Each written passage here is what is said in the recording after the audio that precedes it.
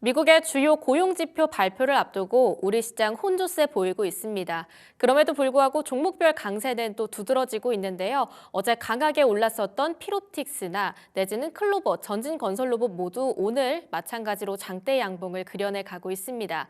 결국은 종목을 잘 선정해 나는 게 중요할 것 같은데요. 오늘 머니마스터 일부 통해서 더욱더 다양한 정보 챙겨가시길 바라겠습니다. 2월 첫 주의 마지막 거래일이네요. 2월 7일 키워드 브리핑부터 출발해 보도록 하겠습니다. 오늘도 마찬가지 두 가지 키워드 준비했습니다. 미국에 대한 이야기를 첫 번째로 시작을 해보고요. 또 우리나라에서 늘고 있다라고 하는 짠물 소비에 대해서도 가볍게 짚어보겠습니다. 첫 번째 키워드부터 출발해 볼게요. 네, 지난해 미국의 무역 적자가 사상 최대치를 기록했습니다. 우리나라는 경기 상황이 좋지 않다는데 미국은 또 다르죠. 경기 자체가 호황을 이루고 있다 보니까 해외 물건을 구매하려고 했던 수요도 탄탄하게 여기 받쳐줬고요. 또 강달러 현상이 지속됐다 보니까 수입 물가가 상대적으로 싸지면서 수입 물량도 그만큼 늘었다라고 볼 수 있을 겁니다. 또 트럼프 대통령이 당선된 이후로 수입업자들이 실제 관세가 부과되는 것에 대한 리스크를 좀 감안한 결과 주문량을 앞당긴 것도 이번에 사상 최대의 무역 적자를 기록해내는데 영향을 줬다라는 분석이 나타나고 있습니다.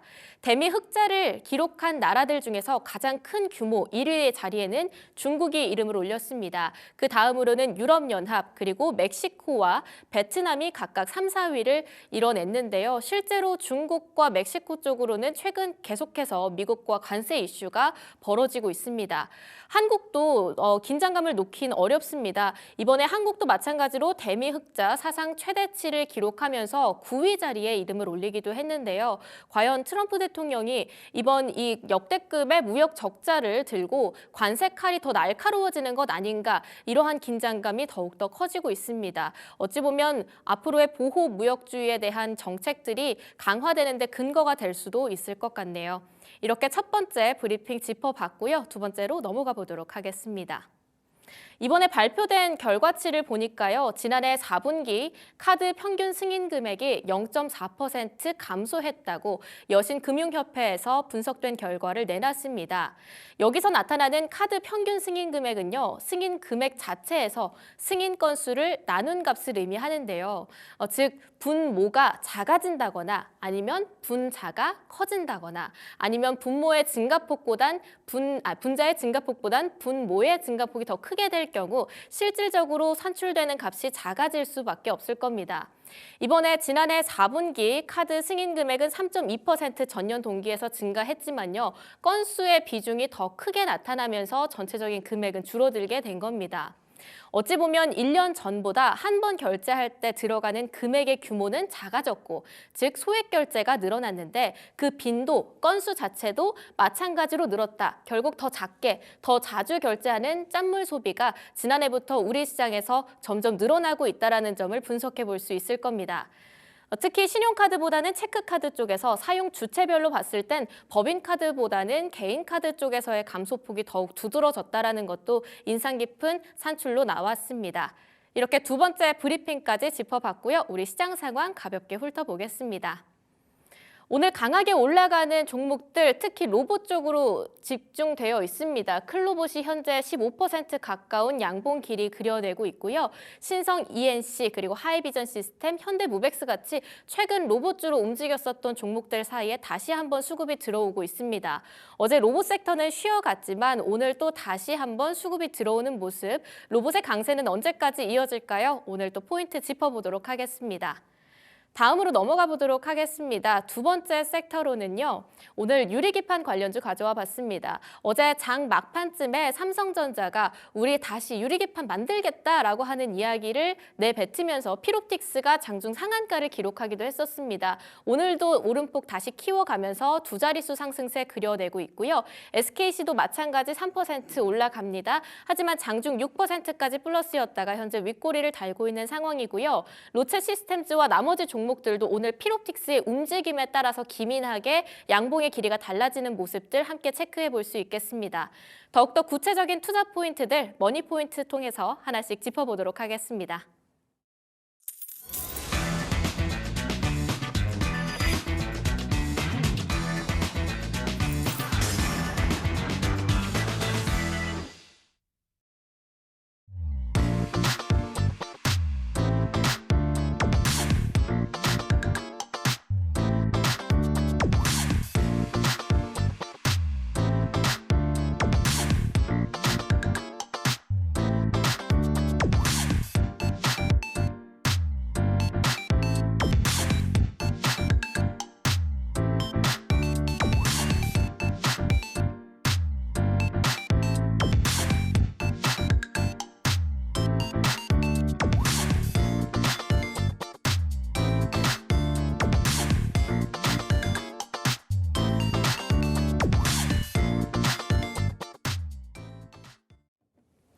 네, 오늘 머니포인트는 딜사이트S 박재우 마스터와 함께하도록 하겠습니다. 마스터님 안녕하세요. 네, 반갑습니다.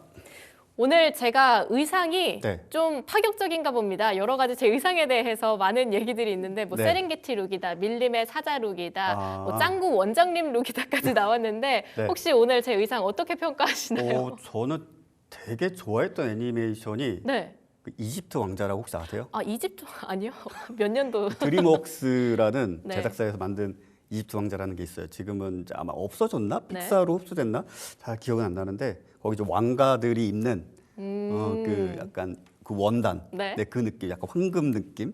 네, 네, 뭐 맞습니다. 약간 위트 있게 약간 조금 하면은 약간 벌집 느낌이기도 하고요. 열심히요? 네, 실제로 중국 부자룩 같다라고 하는 얘기들도 제가 좀 들어봤거든요. 네. 저의 의상 따라서 여러분들의 수익 마찬가지로 좀 부풀려질 수 있는 하루가 되길 바라보도록 하겠습니다. 우선 개장 특징주부터 짚어볼게요. 오늘 준비되어 있는 개장 특징주 탑5입니다. 현대, 로템 강하게 올라가고 있고요. 실적 발표 있었던 네이버, 그리고 SKC와 에코프로비엠, 삼성 바이오로직스까지 준비되어 있습니다. 마스터님, 오늘 이 5종목 사이에서 어떤 종목 먼저 짚어볼까요? 현대 로템부터 다 해도 좋을 것 같아요. 네, 좋습니다. 네. 현대 로템부터 출발해 보겠습니다. 네. 일단 현대로템이 사상 최대 매출을 이제 기록을 했죠. 4조 원대. 놀랍던데요? 네. 예, 그 4조 원대를 기록했다라는 것이 사실 저도 이제 아시는 분들은 아시지만 현대로템을 개인적으로 상당히 좀 애정하죠. 애정하는 종목이기도 한데 사실 현대로템 좀 아쉬운 게 이것저것 사업은 많이 해요. 근데 현대차 그룹 내에서 현대로템을 안고 가면서도 잘라내고 싶은 사업이 있죠. 뭔가요? 네. 철도. 근데 현대로템이 철도 사업을 안 하면 사실 국내에서 철도와 관련된 비즈니스를 할 수 있는 기업이 없습니다. 뭐 KTX가 되었건 요즘도 뭐 무궁화호인가요? 네. 뭐 그런 다니나요? 제가 잘 무궁화호 다닙니다. 네. 제가 KTX 외에는 타본 적이 잘 없어서 기차 탈 일이 없어갖고 에이. 네. 조만간 뭐 강릉 정도는 한번 타보고 다녀오고 싶긴 하네요. 일단 뭐 여하튼 그런 게 있는데 그 외에 지금 가장 큰 매출을 좀 올려주고 있는 게 물론 다른 쪽으로도 좀 많이 하고 있어요. 플랜트 사업도 하고 있고 철도 사업도 하고 있고 또 이제 수소 쪽으로도 하고 있습니다. 다만 가장 중요한 것은 방산이겠죠. 일단 방산 부분에 있어서 가장 결정적으로 이 현대로템의 K2 전차가 사실 그 업계에서 상당히 큰 반향을 일으키고 있어요. 그러니까 대표적으로 인도와 중국이 이제 국경이 딱 맞닿아 있는 곳 있지 않습니까? 그리고 저기 파키스탄도 있고 이 부분에서 자주 전쟁은 아니지만 흡사 우리가 보았을 때는 거의 전쟁 수준의 정말 포가 왔다 갔다 하는 그런 상황들이 있었는데 그때 당시에 중국산하고 이제 우리나라 이제 K2 전차 또는 기타 등등의 여러 무기 체계가 맞붙었던 적이 있었어요. 그래서 사실 우리와 어떤 중국 간의 갈등은 아니지만 해당 국가들이 우리의 무기를 가지고 이제 시험을 했던 거였죠. 근데 압도적으로 우리나라의 무기들이 거의 손상 없이 지금 사실상 다른 국가의 무기들을 그냥 격파를 해 버렸던 적이 있었습니다.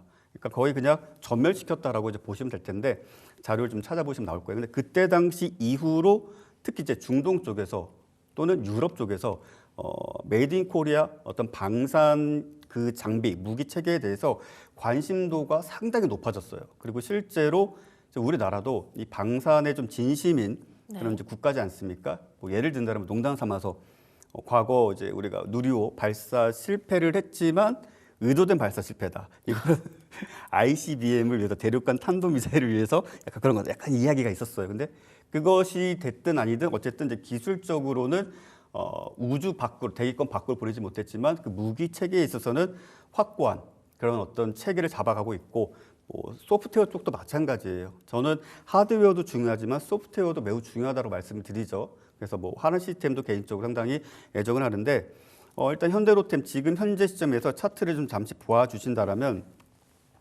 어제부터 강한 시세를 좀 보여줬던 흐름입니다. 그래서 어제도 대략적으로 19% 고점 달성 이후 17%로 상승 마무리를 좀 보여줬고 오늘도 일단은 최고가 13.43% 현재 주가가 최고 주가의 모습을 좀 보여주고 있어요. 그리고 프로그램 수급 역시 마찬가지로 지금 보시는 화면대로라면은 전일 기간 외인, 프로그램 전반적으로 100만 주 이상씩 매수를 좀 해줬고 개인들이 특히 매도를 했습니다. 제가 전에도 말씀을 드렸지만 어떠한 좀 무게감이 있는 종목들, 그러니까 시가총액이 1조 원 이상인 종목인데 만약에 개인들이 매도를 한다. 그리고 그것이 100만 주 이상이고 그 물량 자체를 외인 또는 기관 프로그램이 매수를 해줬다, 받아줬다라고 한다면 그 주식은 특이사항이 발생하지 않는다면 어쨌든 우상향의 흐름을 보여줄 가능성이 매우 높습니다. 그리고 지금 현재 사실 이렇게 단발적으로 모멘텀이 끝나는 것이냐? 또 아니겠죠. 일단은 지금 폴란드, 노르웨이, 그리고 이제 중동 쪽, 그리고 추가적으로 지금 뭐 100문을 추가하겠다, 50문을 추가하겠다라고 밝히는 그런 국가들이 상당히 많이 생겨나고 있습니다. 근데 그런 측면을 보았을 때 올해도 뭐 전년 대비 큰 폭의 상향까지는 아니더라도 YOY가 상당히 좀 비슷한 수준으로 매출 또 영업이익을 기록하지 않겠는가라는 특징적인 부분을 좀 생각해 볼 수 있겠고요. 지금 다시 이제 차트를 좀 보아주신다면 지금 일단 어제 7만 원대를 좀 넘어서는 모습을 좀 보여줬습니다. 그 7만 원대를 넘어섰다라는 것은 말 그대로 이제 추세가 바뀌었다. 즉 추세가 바뀌었다라는 것은 지금 8만 원대에 있는데 혹여 이게 시장이 뭐 안 좋거나 뭐 어떤 상황이 발생해서 주가가 급락을 해요. 뭐 현대로템도 충분히 급락이 종종 발생하는 종목이긴 합니다. 근데 발생을 하더라도 7만 원대를 이탈치 않는다라면 지켜준다. 그리고 다시금 뭐 그동안 8만 원에서 7만 원까지 외인 기관 프로그램이 매도를 해서 뭐 개인들이 받아줬다 할지라도 그 가격에서 다시 한번 반등을 주면 또 개인은 매도할 것이고 외인과 기관은 다시 또 매수를 할 거예요. 그래서 이 종목은 현재로서는 앞으로 7만 원대 이탈치 않으면 일단 추세적으로 우상향이겠고 물론 현재 주가와 괴리가 상당히 커요. 10% 이상 상승을 했기 때문에 다만 중요한 것은 이 종목을 우리가 이제 현재가 차항의 어떤 움직임을 놓고 보았을 때 딱 한 가지만 생각을 하시면 됩니다. 그러니까 뭐냐면은 현대로템 뭐 아니면은 뭐 SKC 아니면 뭐 하이닉스 다 비슷한데 개인이 매수해서 주가는 절대 상승을 못해요. 그러니까 지금 현재 이 종목의 시가총액이 7조 8천억 원인데 아마 내일 다음 주가 되면 이제 한 8조 원대가 넘겠죠. 근데 절대적으로 어떤 메이저 수급이 없으면 주가는 무조건 상승을 못해요. 그래서 개인들이 아무리 매수를 하고 물타기를 하더라도 고마고마한 주가의 움직임을 보여줄 가능성이 큽니다. 그런데 어느 날 갑자기 프로그램이 뭐 주가가 너무 하락을 하거나 너무 상승을 한 어떤 구간이 있었든지 간에 매수를 뭐 100만 주, 50만 주 그 이상 해준다라고 한다면 그 종목, 즉 현대로템과 같은 종목은 우상향의 추세적 상승세를 보여줄 가능성이 매우 크고요. 지금 이제 거의 VI 가격을 좀 앞두고는 있어요. 그래서 VI를 사실 지금 오전 9시 한 30분부터 계속 시도를 하고 있는데 잘 가지 못하고 있는데 좀 아쉬운 점이 오른쪽에 보시면 제가 이 화면은 대략적으로 3천만 원 이상의 물량들이 체결되었을 때 표시되게 좀 만들어 놓은 화면이고 아마 실전에서 트레이딩 하시는 분들 이제 많이 사용을 하고 계실 텐데 이 흐름 자체가 지금 현재 계속 차익이 좀 발생을 하고 있어요. 그러니까 차익이 발생한다는 것은 프로그램끼리도 외인들끼리도 지금 대략적으로 3천에서 한 5억 정도를 한 번에 일거에 매도하고 다시 일거에 매수하고 이런 흐름이 발생을 하고 있는데 아직까지는 매도보다는 매수가 좀 우세하기 때문에 즉 주가가 비싸더라도 사겠다라는 측면의 어떤 수급이 더 많기 때문에 일단 아직까지는 VI를 앞두고 좀 아슬아슬하게 가격 유지를 해주고 있는데 창구의 어떤 특징적인 부분들을 본다면 이제 JP모건이 상당히 물량을 좀 많이 매수를 해주고 있습니다. 근데 이 부분은 사실 JP모건이 어제도 그렇고 또 과거에도 그렇고 현대로템을 되게 사랑해요. 그래서 특히 어떤 특정 창구를 좀 분석을 하실 때는 현대로템 플러스 JP모건 자 이런 식의 어떤 갑작스럽게 평소에는 나타나지 않던 특정 창구가 대량의 매수세를 보여주면서 나타난다라고 한다면 어쨌든 간에 뭐 실적 발표가 있던지 없던지 간에 주가는 좀 상승세로 넘어갈 가능성이 매우 높다. 이렇게 좀 보시면 되겠고 현재 시점에서 이 종목은 오늘 종가가 금요일이니까 막판에 이제 차익 실현 물량 또는 신용 매도 물량들이 많이 출하가 될 수가 있어요. 오후 뭐 1시를 기점으로 2시를 기점으로 그래도 오늘 대략적으로 8만 원대만 좀 지켜준다라면 그래도 다음 주도 저점을 좀 높여줄 수 있는 흐름 기대해 볼 수 있겠고, 만약에 어느 날 갑자기 장 시작하자마자 프로그램이 막 50만 주, 100만 주, 그냥 10분 만에, 5분 만에 매도 물량이 나온다라고 한다라면 일단 매도하고 일단 도망가자. 일단은 현금 확보하고 한 발 물러나 있자. 이렇게 생각을 하시면서 대응을 하시면 되겠습니다. 네, 오늘 장중에 현대로템 8만 원대 지키고 장 마감할 수 있는가 한번 챙겨보고요. 또 7만 원을 이탈하지 않을 경우에는 추세적으로 우상향할 가능성이 높은 종목이다. 긍정적으로 말씀을 해주셨습니다. 어찌 보면 어제 오늘 도합해서 이미 상한가 정도의 수익률을 낸 정도이기 때문에 부담스러운 투자자분들도 많으실 것 같은데요. 여러 가지 전략 잘 짜보시면 좋을 것 같습니다. 두 번째로 SKC 한번 살펴볼까 합니다. 왜냐하면 마스터님 께서는 평소에 SK 하이닉스 완전 좋아하시잖아요. 그래서 유리기판 쪽으로 네. SKC 쪽과도 좀 같이 고민해 보시지 않으셨을까 싶어서요. 여기서 밝히지만은 일단 기본적으로 SK 그룹에 대해서는 그렇게 신뢰를 하지 않습니다. 아, 그룹 차원은 아마 아니다. 2000년대부터 현재 시점까지 주식 투자를 해보신 분들은 아시겠지만 이런 말씀드리면 좀 못하지만은 다소 조금은 개인 투자자들 실망시키는 일들이 많았었어요. 네, 많아서 가지고. 뭐 예를 들어 가지고 뭐 인수한다 그러면은 주가가 막 급등을 하는데 별다른 얘기를 안 해요. 그러다가 주가가 어느 정도 50% 100% 상승했을 때 사실 무근. 그럼 이제 점점점점 하한가를 이제 기록을 했었던 전력이 좀 있었어요. 그래서 저는 개인적으로 좀 SK에 대해서는 약간 좀 애매모호한 입장을 취하고 있지만 유일하게 SK 하이닉스를 좋아할 수밖에 없다. 기술적으로 현재 왜냐 압도적인 그런 어떤 기술을 갖고 있고 또 더 나아가서 현존하는 지구상에서 사실상 양산을 했을 시의 수율이 가장 좋은 D램 또는 뭐 낸드 플래시 또는 뭐 HBM3, 4 또 더 나아가서 그 이상의 부분에 있어서 요즘은 이제 그러니까 IDC 쪽에서도 기존의 하드디스크, 테이프 이런 저장 장치 안 쓰죠. NVMe 또는 SSD 많이 사용을 하죠. 왜? 훨씬 더 빠르죠. 한 100배 이상 빠릅니다. 빠르고 이제 서버용 같은 경우에 가혹한 상황에서도 잘 버텨줘요. 근데 이런 부분들이 다 반도체가 들어가는데 그 반도체가 이제 기존의 실리콘 계열에서 유리기판으로 바뀐다.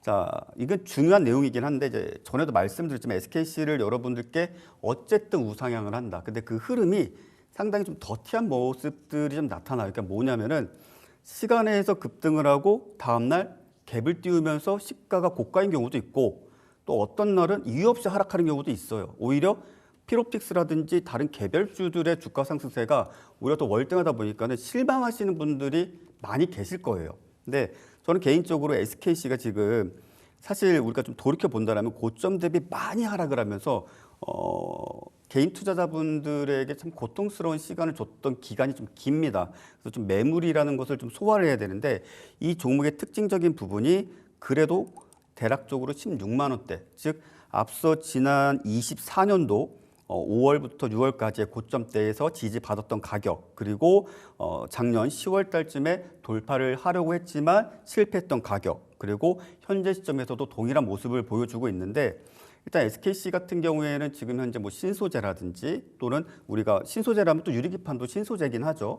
이 부분에 있어서 사실상 전담을 하고 있죠. SK하이닉스의 어찌 본다면 향후 일단 유리기판을 기반으로 한 반도체를 생산했을 때 그 기술을 그대로 제공하고 원료도 그대로 제공을 하게 될 텐데 그 부분에 있어서는 지금 현재 SKC는 그래도 16만 원대를 지켜줘야 된다. 근데 이게 무너뜨렸다가 다시 반등 주고 무너뜨렸다가 반등 주고 어찌 본다면 개별주보다 더 뉴스에 민감하게 반응을 해요. 그러니까 뉴스가 없으면 하락하고 뉴스가 나면 좀 반짝 상승하고 그러니까 이런 구간인데 자, 결정적인 이유는 돈이 안 몰려서 그렇습니다. 그래서 이게 지금 평균적으로 보면 거래 대금이 한 1,000억 원대밖에 되질 않아요.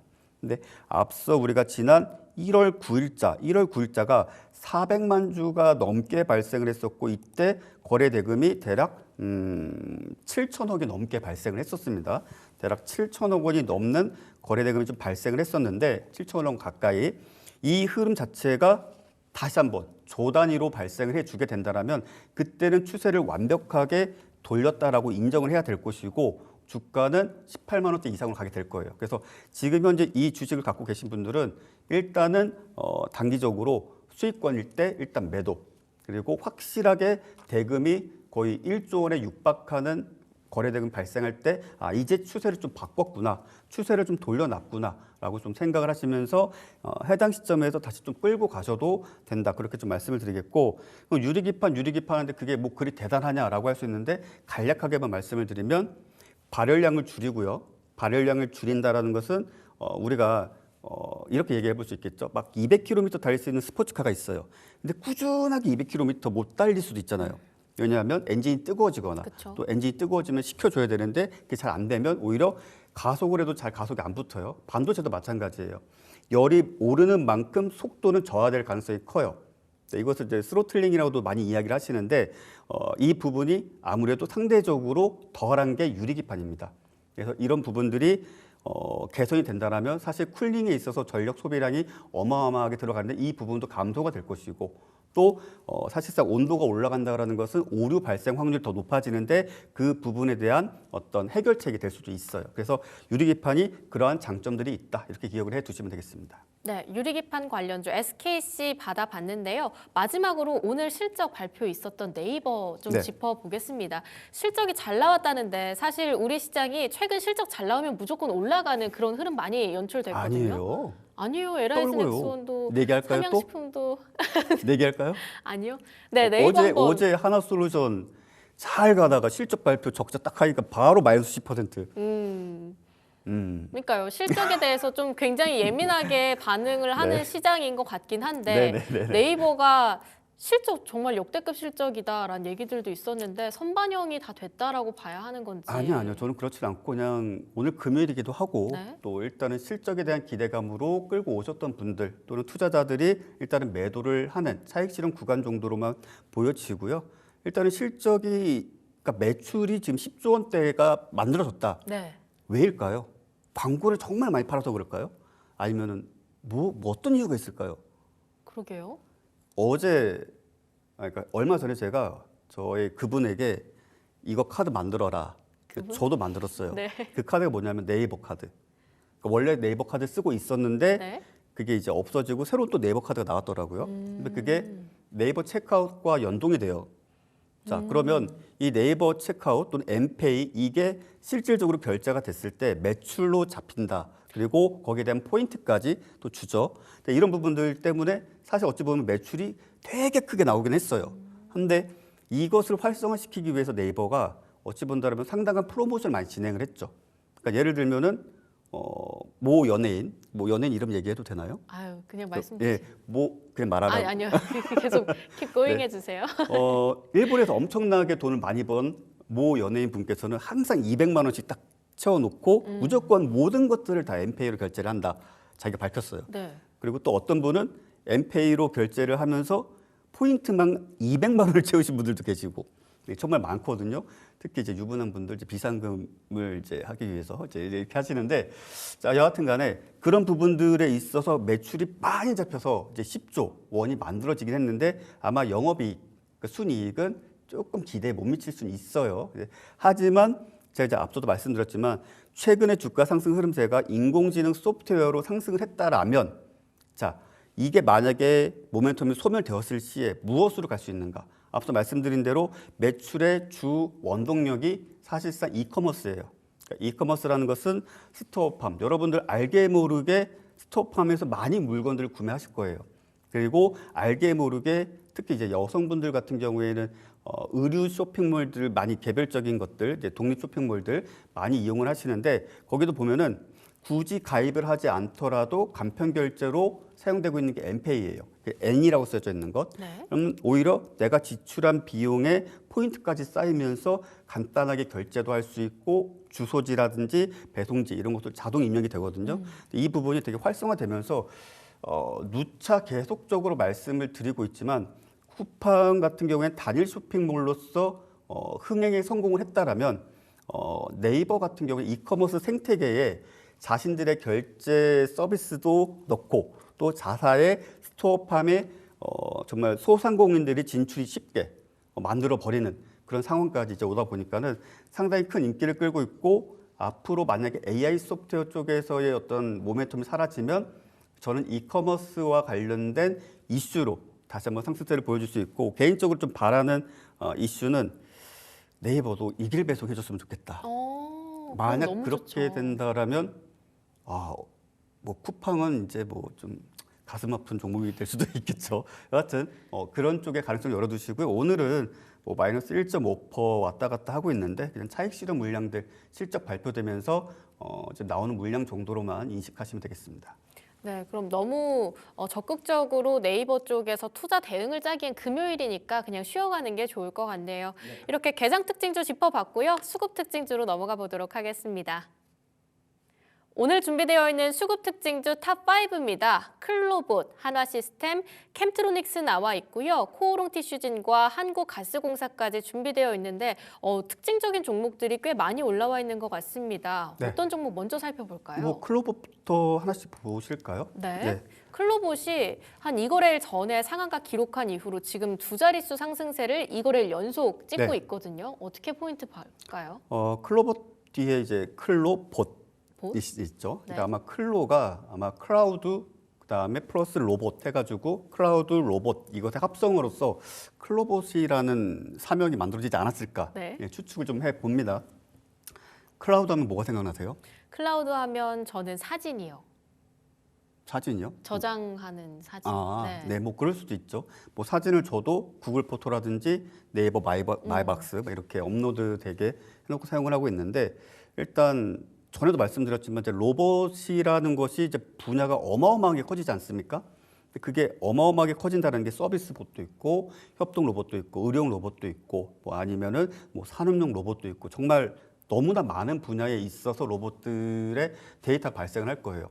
예를 들어 볼 수 있는 게 테슬라 차량 같은 경우에 오너분들도 아시겠지만 전 세계 모든 테슬라의 주행 관련된 데이터들은 매일매일 데일리 형식으로 테슬라 본사의 데이터가 업로드가 되고 있습니다. 그게 페타바이트급으로 이제 모아지고 있고 그게 빅데이터로서 이제 처리가 되고 있어요. 그래서 자율주행 성능을 높여준다든지 향후 업데이트, 즉 소프트웨어 업데이트를 할 때 개선점을 어떤 것을 집어넣어야 될지 이런 부분들이 좀 계속적으로 좀 만들어지고 있는데 클로봇도 마찬가지의 개념이에요. 즉 대다수의 로봇들이 향후에 데이터를 뭐 각각의 회사들이 제조사들이 별도의 데이터를 저장할 수 있는 서버를 만들 수도 있겠죠. 하지만 이것을 하나의 클라우드 서비스로서 이제 뭐 현대 아니면은 무슨 로봇 각각의 로봇 데이터들 이제 모아서 각각 서비스를 해준다라는 거예요. 안정적으로 이 데이터가 워낙에 방대하기 때문에 그것을 일종의 클라우드 서비스로 제공을 하고 우리가 생각해 본다라면 요즘 대다수가 로컬에다가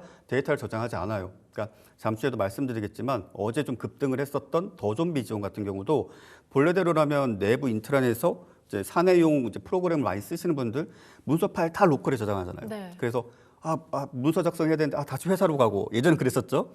지금은 댁에서 많이들 작업하시죠. 왜 그러겠습니까?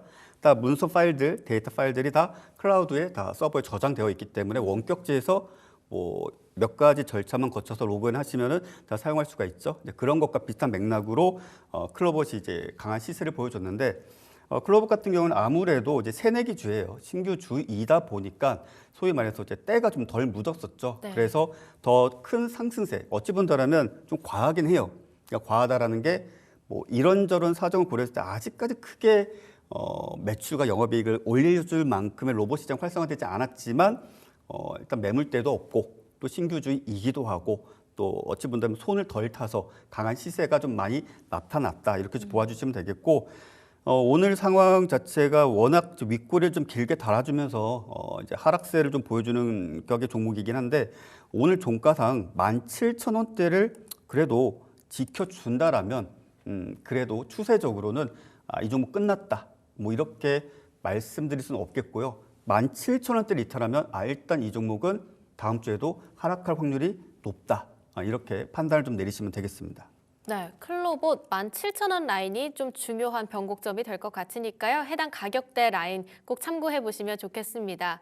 그 다음으로 한국가스공사 한번 살펴볼까요? 네. 대왕고래 관련주들이 어제 하한가 간 종목들도 있고요. 좀처럼 무빙이 쉽지 않을 것 같은데 한국가스공사 어떻게 봐야 할까요? 이건 뭐 제가 뭐라 말씀드리기 참 애매한데 네. 저는 처음에 이제 그 당시죠. 이제 오전이었던 걸 기억을 해요. 날짜는 기억이 안 나는데 오전에 뭔가 속보가 있고 근데 대통령이 뭔 담화문을 발표한다고 해서 네. 근데 실시간으로 봤어요. 근데 갑자기 이제 뭐 정치적인 이야기 하나 있다 갑자기 0일 만에 뭐 이런 게 있다. 응? 뭐지? 하면서 저도 물론 그때 당시 한국가스공사를 매수를 했었어요. 네. 그게 아마 시간을 좀 돌이켜 보면은 이때군요. 작년 6월 3일이네요. 6월 3일 이제 매수를 하면서 어쨌든 간에 뭐 수익을 내기도 했고 그 당시에 포스코 인터내셔널이라든지 뭐 한국석유 뭐 등등도 거래를 함께 이어가긴 했었습니다.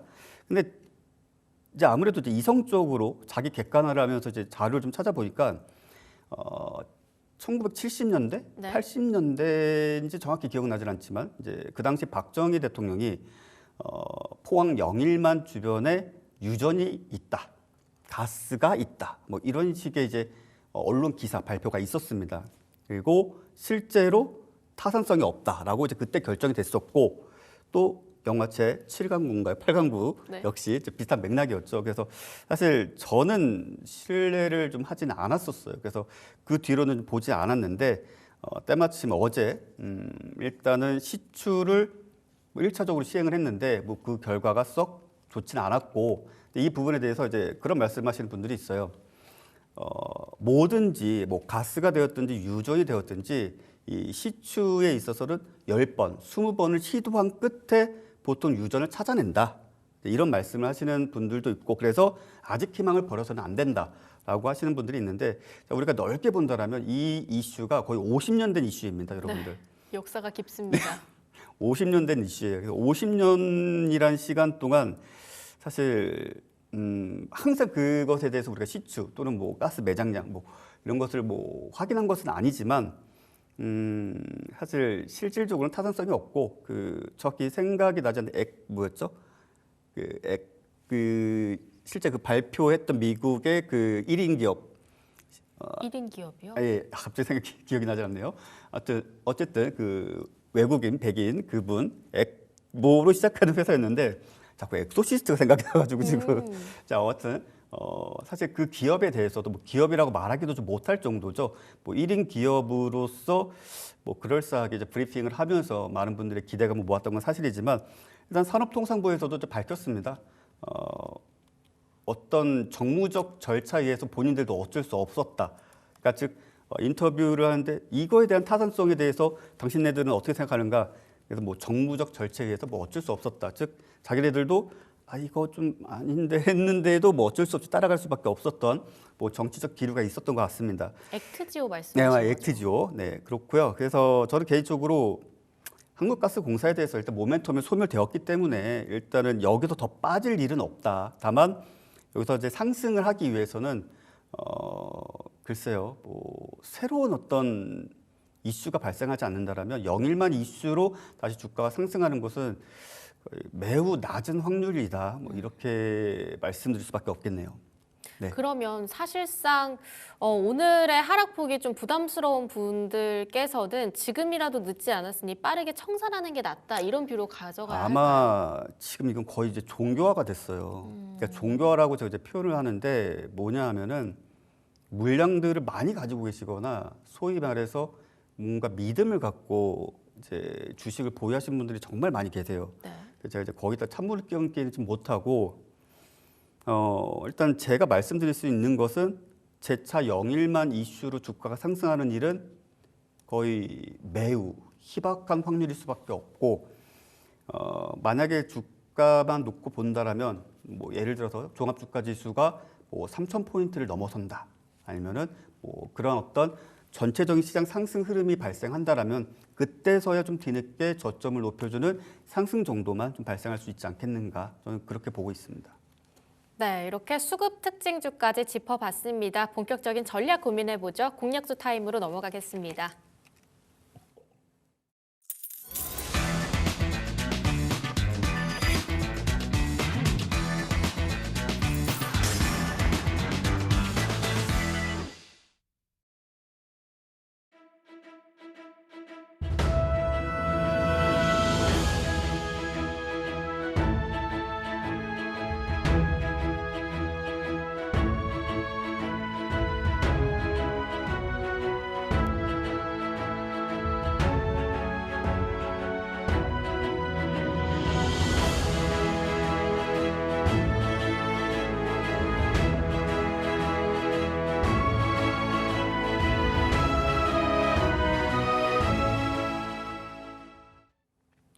네, 공략조 하나하나씩 받아보도록 할 텐데요. 그 전에 종목 AS 하나씩 짚어볼게요.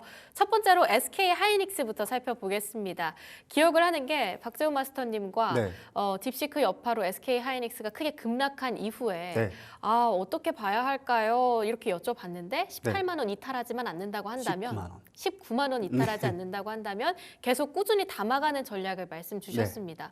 그 다음 이후로 계속 반등세가 이어졌거든요. 오늘은 좀 쉬어가곤 있지만 가격 전략의 변동사항 없을지요? 일단 없습니다. 그리고 사실 지금 딜사이트 경제TV 네. 쇼츠 영상 중에서 아마 최다 조회수를 기록하고 있는 게 저더라고요. 거기서 이제 댓글로 갑론을박이 상당히 좀 많으시던데 어때요? 상승했죠? 자, 어쨌든 중요한 것은 일단 딥시크 이슈라는 것은 사실 누구도 알 수가 없었어요. 그거 자체를 사실 어찌 본다라면 지금 뭐 어제도 이제 딥시크를 국가적 차원에서 IP를 차단시켜 버리겠다, 즉 접속을 못하거나 또는 사용을 자제할 것을 권고한다 식의 이야기가 나오고 있고, 유럽에서는 아예 앱스토어에서 다운로드 하더라도 사용 자체를 못하게 되어 있고, 아마 미국도 비슷한 맥락으로 갈 것 같습니다.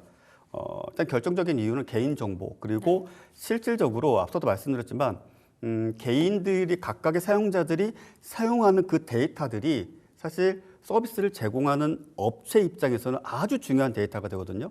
그러니까 예를 들면은 이런 말씀을 드리면 좀 못하지만 전 세계적으로 딥시크를 가지고 가장 많은 질문이 나온 게 뭘까요? 그러게요. 일단 뭐 천안문과 관련된 질문들이 정말 많았어요. 예, 질문들이 영어로, 일본어로, 한국어로 뭐 정말 많았어요. 네. 근데 이게 점점 진화를 하더라고요. 딥시크가 답변이 대답할 수 없습니다 해서 나중에는 그만 좀 물어보라고 막 이런 식으로 이제 점차 이제 답변이 진화가 되었는데 그것이 뭐냐면은 말 그대로 학습을 했다라는 것이거든요. 그쵸. 예, 학습을 했기 때문에 점점 짜증이 올라가는 거예요, 딥시크도. 예, 그래서 장문을 이제 더 이상 그런 질문 내가 못하는 거 알잖아, 질문하지 마, 막 이런 식으로 이제 그런 식인데, 좀 아쉽게도 일단 딥시크는 사실상 제가 되게 조심스럽게 말씀드렸죠. 기술적으로 알고리즘상으로는 긍정적일 수 있겠으나 실질적으로는 좀 페이크적인 요소가 좀 느껴진다. 뭐 오픈소스고 뭐건 간에. 그래서 저는 개인적으로 엔비디아든 또는 관련된 종목들이 하락세를 보여줬지만 다시 반등을 보여줄 것이다면서 SK하이닉스를 19만 원 선에서 일단은 그냥 매수하셔도 된다. 네. 그리고 실제 저희 이제 가족분들도 19만 원 선에서 매수해서 수익률 꽤 좋았죠. 내려왔어요. 다시 사라고, 더 사줘도 된다. 그리고 제가 오늘도 공개 방송을 했고 지난번 공개 방송에서도 좀 큰 비중으로 투자하실 분은 사셔라. 근데 큰 비중이라는 게 전체 운영 자금의 만약 50%를 제가 제시했었거든요. 자, 그래도 그 구간 내에 대략 7% 이상 상승을 했어요. 그냥 1억 투자했으면은 나쁘지 않은 결과거든요. 금리랑 비교했을 때도.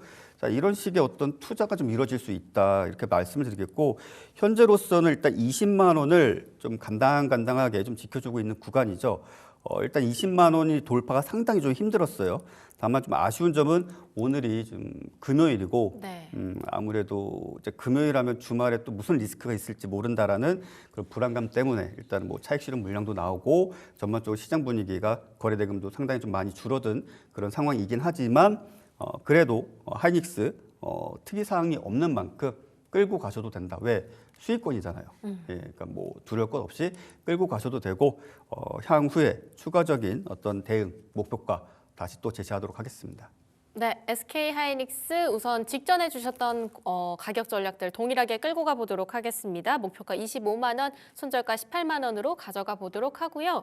그 다음으로 어버브 반도체 먼저 좀 살펴볼게요. 네. 왜냐하면 오늘 8% 상승이었는데 다시 또 확인해 보니까 두 자릿수 상승으로 또 넘어왔네요. 네. 어버브 반도체를 말씀 주셨는데 너무 크게 올라서 목표가까지도 얼마 남지 않았습니다. 빠른 가격 전략이 시급해 보여요. 네. 어버브 반도체는 제가 지금 화면 차트를 좀 보아주신다면 지난 2월 4일에 여러분들께 뜬금없이 정말 웬만하면 비추세 종목을 잘 말씀드리지는 않거든요. 비추세의 거래량도 크지 않아서 여러분들에게 조심스럽게 어쨌든 바닥은 확인할 것이고 거기다가 121선을 돌파하는 강한 상승세가 나타나면 추세를 돌린 거다라고 말씀을 드리고 난 뒤 그 다음 날 바로 22%대까지 상승세를 보여줬고 또 그 이후에 잠시 쉬어갔죠. 여기서 이제 회색 선이 121선이에요. 121선을 대략적으로 500만 주, 또 거래량을 본다라면 6,900만 주, 6,900만 주로 일단 돌파를 했고 거래 대금도 거의 6천억 원대 이상 만들어줬었습니다. 그리고 오늘 추가적인 상승세를 또 보여줬습니다. 근데 좀 아쉬운 게 뭐냐면은 자 현재 가창의 모습을 이렇게 좀 본다라면 네. 현재 가창의 잔량이 자 이게 시가총액이 그리 크지 않아요. 1,760억. 근데 지금 현재 가창의 움직임을 놓고 봤을 때 자 그러니까 매수 잔량이 훨씬 더 크죠. 매도 잔량은 작고 그리고 각 호가별로 물량이 너무 작아요. 그래서 사실 저는 개인적으로 이런 스타일의 종목을 좋아하진 않아요. 트레이딩하기에는. 다만 나는 투자 관점으로 끌고 가겠다 하시는 분들은 끌고 가셔도 좋고 나는 트레이딩 관점으로 거래를 한다. 그러면 지금에 매도해야 될 때이죠. 왜? 일단은 지금 잔량 줄고 지금 고점 대비 소폭 하락세로 꺾이면서 일단은 프로그램 매수세도 점차 줄어들고 있거나 마이너스로 전환된 상황이죠. 그러기 때문에 트레이딩 관점으로 본다라면 일단은 매도, 투자 관점으로 본다라면 이미 수익권이 테니 이제 끌고 가셔도 된다. 그리고 가장 키포인트로 짚어드렸던 게 이 어버브 반도체 같은 경우 이제 MCU, 이제 저전압 반도체 이 부분은 우리가 일반적으로 사용하고 있는 PC 또는 모바일 또는 앞으로 널리 사용될 그런 어떤 인공지능 AI 반도체를 활용한 그런 워크스테이션이라든지 서버에서 대량으로 수요가 예상이 되고 있기 때문에 또 국내에서도 대량의 수요가 예상이 되고 있기 때문에 그와 관련된 종목으로서 여러분들께 말씀드린 종목이고 대략적으로 제가 말씀드리고 난 뒤에 뭐 얼핏 30% 이상은 네. 상승세를 바로 보여줬는데 다들 수익 축하드리고요. 주말에 맛있는 소고기 사드시길 바랍니다.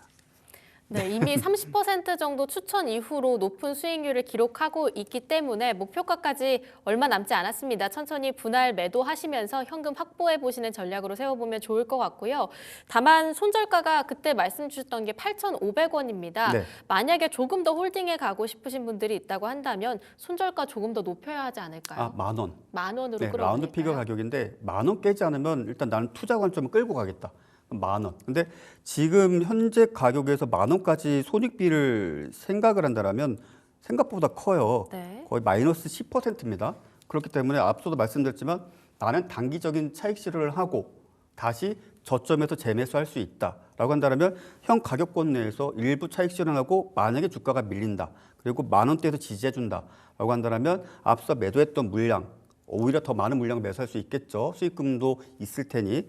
그래서 다시 재매수하는 전략도 좋다. 하지만 나는 투자다. 그러면 최종적으로 10,000원 이탈 시 일단은 전량 분할 매도하는 쪽으로 대응을 하셔도 좋다. 이렇게 말씀드리겠습니다. 만약에 조금씩 더 추가로 담아본다고 한다면 목표가를 이제 더 올려야 될 것 같은데요. 12,000원만으로는 만족 못할 것 같은데요. 지금 목표가를 잡기에는 좀 애매모호하고요. 애매모호. 예, 왜냐하면 지금 앞서도 제가 현재가창의 모습이라든지 체결 모습들을 보았을 때 이게 정말 막무가내식의 상승세를 보여주거나 뭔가 좀 소위 이게 달리 표현할 방법이 없는데 현재가창의 매수 매도 잔량 자체가 소위 가득 차 있다. 그 이제 빵빵하다 이런 표현을 하는데 그 정도의 어떤 주도주로서의 어떤 형태, 체결, 상승, 거래대금, 거래량 이런 것들을 보여주면은 제가 좀 달리 말씀을 드리겠는데 현재로서는 목표가를 뭐 상향 조정하는 것은 조금 어렵고 또 추가 매수, 신규 매수보다는 앞서 제가 말씀드렸던 시점에서 보유하신 분들 일단은 대응은 앞서 말씀드린 내용대로 대응을 해주시면 되겠고 뭐 그 외에 지금 전혀 관심 없다고 올라가니까 막 이제 막 단타하시는 분들도 계실 거예요. 그래서 뭐 그냥 팁으로서 말씀을 드린다라면 지금 현재 구간 내에서는 대략적으로 놓고 봤을 때 11,200원 정도 못 지켜주면 일단 단기적으로는 단기 매매 하시는 분들은 일단은 매도 대응하셔야 된다. 그 정도까지 말씀드리도록 하겠습니다. 네. 그 다음으로 레인보우 로보틱스 살펴보도록 하겠습니다. 네. 무섭게 오르다가 이제 조금 피로감이 누적된 모습 잡히고 있는데요. 네. 최근에 39만 1,000원대까지 올라가기도 했습니다. 네. 혹시 가격 전략 어떻게 보면 될지 물어보고 참 싶은데요. 이게 참 어렵습니다. 어려워요. 예, 저도 갈 거라고는 생각을 했지만 항상 그런 것 같아요. 막상 이렇게 가면은 저도 이게 맞나 약간 이런 생각이 드는데 자, 중요한 것은 어쨌든 이 종목 아직 재료가 오늘이 금요일이죠. 오늘 네. 좀 약하게 움직일 수 있어요. 근데 다음 주에 총 5거래일, 다음 주에 연휴 없죠. 쉬는 네, 날 없죠. 없습니다. 자, 다음 주 5거래일 동안 주가는 더 크게 상승하고 더 크게 하락할 수도 있어요. 왜냐, 다다음 주 월요일이 17일 네. 최종적인 삼성전자의 자회사로 편입되는 날입니다. 그렇기 때문에 아직 오늘을 제외하고 나서 5거래일 정도의 시간적인 이슈가 있기 때문에 주가가 현 구간 내에서 막 누가 봐도 장대음봉의 대량 거래가 터지면서 외인 기관 뭐 개인 할 것 없이 다 매도한다. 막 이러면은 일단 끝났다고 봐야겠지만 그것이 아니라 뭐 예를 들어서 지금 현재 계속적으로 가격을 지켜주는 게 37만 원이거든요. 37만 원을 뭐 어떻게 해서든지 종가상 지켜주고 깨더라도 다시 반등 주고 네. 특히 이제 어제 같은 경우에는 프로그램 매수세가 음봉에서 매수세로 들어오면서 약 마이너스 10만 주에서 거의 제로까지 만들었고 실질적으로는 약 한 6천 주 정도 매수로 끝난 걸로 기억을 해요. 그런 식으로도 좀 핸들링이 되고 있기 때문에 일단 지금 현재 시점에서는 이 종목 37만 원을 이탈하거나 종가상 그렇거나 아니면은 정말 누가 봐도 끝났다라고 느껴질 정도의 엄청난 매도세가 발생하지 않는 한 일단 수익권이 있는 분을 끌고 가셔도 되겠고 신규 매수에 대해서는 일단 권하진 않겠습니다. 이게 뭐 여기저기 커뮤니티 보면은 배합하시는 분들도 많고 제2의 뭐 에코프로 BM에서 목표가를 말도 안 되게 설정하시는 분들도 있는데 저도 사실 그 당시 에코프로 BM을 한 2, 30만 원대 거래를 했었어요. 네. 그게 100만 원 갈 줄은 저도 몰랐고. 근데 현재 레인보우 로보틱스 역시 마찬가지로 목표가를 설정한다라는 것이 조금 어렵습니다. 왜냐하면 이제 광기 어린 그런 어떤 시세이기 때문에 이 부분에 대해서는 앞서 소수 계좌가 집중적으로 매수한 그 계좌 그리고 현재 외인들이 꾸준하게 매수해주고 있는 물량 이런 물량들이 대거 출회되지 않는다라면 그래도 다음 주 5거래일 동안의 어떤 모멘텀은 살아있다 이렇게 말씀드리겠습니다. 네, 지금 당장 목표가를 새롭게 책정하기엔 다소 너무 빠르게 올라가고 있기 때문에 조심스러운 부분이 있으신 것 같습니다. 일단 37만 원 라인을 지켜주느냐 아니냐가 이 수익권 라인을 계속 끌고 갈지의 여부가 될 것 같고요. 약간은 보유자의 영역으로 넘어온 것 같습니다. 일단 5거래일 정도의 이벤트가 발생할 만한 모멘텀은 충분히 있으니까요. 조금 더 홀딩을 해보는 전략으로도 가져가 보면 좋을 것 같네요. 그 다음으로 더존 비즈온 한번 살펴보겠습니다. 최근 무섭게 올라가고 있는 종목입니다. 네. 마찬가지로 참 수익률이 높게 잡히고 있는데요. 네. 여러 가지 수급적인 측면에서도 긍정적인 것 같아서 네. 가격 전략 목표가랑 손절가 짚어볼게요. 일단 제가 그제 저녁 8시 나 혼자 점상에서 이제 더존 비존 말씀드리고 바로 네. 어제 17%, 와. 18% 가까이 이제 급등을 했죠. 실적도 상당히 좋게 나와줬고 실적이 좋게 나와주면서 말 그대로 투자자분들에게 정말 큰 선물이 되지 않았을까 싶은데 자 일단 중요한 것은 이제 앞으로 어떻게 또 될 것인가. 자, 이 종목의 특징적인 게 제가 지난 화요일에도 지난 수요일에도 말씀을 드렸지만 수급이에요. 그러니까 제가 계속 어느 프로그램에 나가든지 말씀드리는 게 조 단위 이상의 시가총액을 가진 종목 또는 어느 정도 상대적으로 시가총액이 크지만 외인 기관 프로그램의 어떤 수급이 주체가 돼서 시세가 나오는 것들만 보자.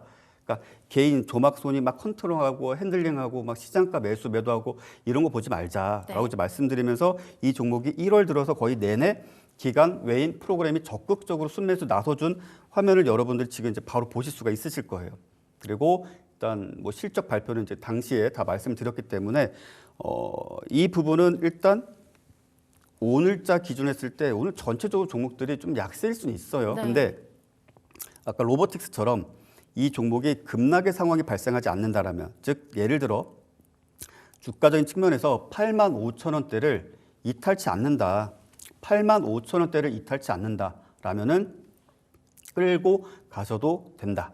보유하셔도 된다. 이렇게 말씀을 드리겠고 85,000원을 혹여 이탈한다. 근데 그 시점에서 프로그램도 매도하고 외인도 매도하고 뭐 잠정 수급으로 보셔도 되니까 기관도 매도한다. 그러면 같이 매도 수익 실현하시면 된다. 이렇게 말씀드리겠고요. 더존 비존은 앞서도 말씀드렸지만은 국내 대기업 관공서에서 사용하고 있는 인트라넷 사내 뭐 업무 관리 소프트웨어 솔루션들을 제공하고 있고 또 그와 관련된 데이터들을 앞서도 말씀드렸다시피 클라우드에 뭐 저장할 수 있는 그런 백업 서비스 그리고 더 나아가서 기존에는 솔루션을 판매를 했어요. 근데 역시나 뭐 썩 좋은 서비스는 아닌 것 같지만 구독으로 좀 바꾸려고 하고 있어요. 왜냐하면 구독이 돈이 되거든요. 네, 그런 부분들이 있다 보니까 그 점들 참고하시고 85,000원 이탈치 않으면 이빨 꽉 깨물고 홀딩하셔도 되고 지금 나는 차익 실현을 해야 될지 말지 고민되고 주말에도 심장이 콩깍거린다. 그러면 현재 가격권 내에서 수익 실현하시고 주말 현금 쥐고 마음 편히 보내셔도 되겠습니다. 네, 수급까지 잘 체크해 보시면서 85,000원 이탈하지 않는 여부를 잘 가져가시면 될 것 같습니다. 자, 그럼 종목 하나씩 새롭게 오픈을 해보는 시간 공략주 타임으로 들어가 보겠습니다. 첫 번째 공략주 아남전자 가져와 주셨는데요. 네. 제가 다른 코너에서 패널분이랑 이야기를 하는데 삼성전자가 자기 주가 빼고 다 올려주는 것 같다 이런 얘기를 하더라고요. 틀린 말은 아니에요. 아남전자도 최근에 높은 수익률을 보여주고 있어서 포인트 하나씩 짚어보겠습니다. 아남전자는 뭐가 생각나세요? 아남전자 하면 전자요. 네. 가전? 가전? 전축이라고 아세요? 전축은 잘 모릅니다. 그 옛날 보면 LP도 있고 뭐 카스테이프도 들어가고 스피커 큰 거, 뭐 인켈. 네, 정말 모르시는 표정이군요.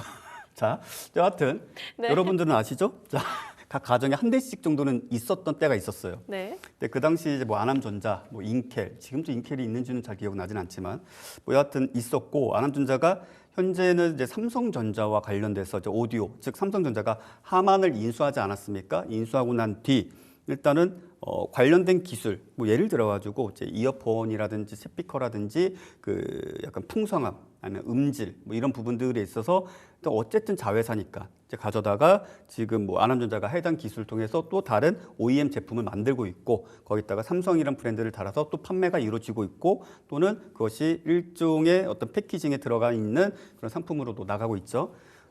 그래서 최근에 이제 알트먼 이제 방한하고 손정희 회장도 방한하면서 뭐 네. 3자 회담을 좀 했는데 뭐 구체적인 내용은 나오진 않았지만 일단 알트먼 입장에서는 음성 인식과 관련된 AI 단말기가 필요할 것이고 계획 중이다. 그리고 손정희 회장과 아마 이재용 회장은 앞으로 AI 반도체, 즉 ARM 홀딩스의 최대 주주인 손정희 회장의 그 이제 과거 삼성전자가 인수하고 싶었지만 아무래도 여러 국가들이 독점이다 안 돼 이래가지고 이제 인수를 못했죠. 그러면서 향후에 이제 기술 협력에 대해서 이제 진지하게 토론을 좀 했었는데 또 인공지능 AP 또는 이제 우리가 흔히 AI 반도체라고 말하는 것들 이런 부분들을 아마도 이야기하지 않았을까. 왜냐하면 알트먼은 지금 현재 AI 프로세서를 엔비디아에게 99.9% 의존하고 있어요. 네. 구글도 마찬가지고요. 마이크로소프트도 마찬가지고 메타도 마찬가지예요. 그래서 주커버그도 항상 젠슨왕 만나면 옷 바꿔 입잖아요. 어깨 동무하고 사진 찍고 거의 그러고 있어요. 왜냐하면 지금 AI 쪽에서는 젠슨왕이 그냥 황제예요. 그래서 그것을 맹추격을 해야 될 회사가 사실 AMD인데 AMD 실적이 완전 폭망하면서 며칠 전 주가 하락폭이 컸죠. 근데 이제 어쨌든 자사의 칩을 만들 거예요. 근데 이게 어려운 거 아니냐라고 생각하시는 분들이 계실 텐데 애플의 M1, M2, M3, M4 이거 아시죠? 네, 이제 그런 부분들이 있는데 그 프로세서도 ARM 기반이에요.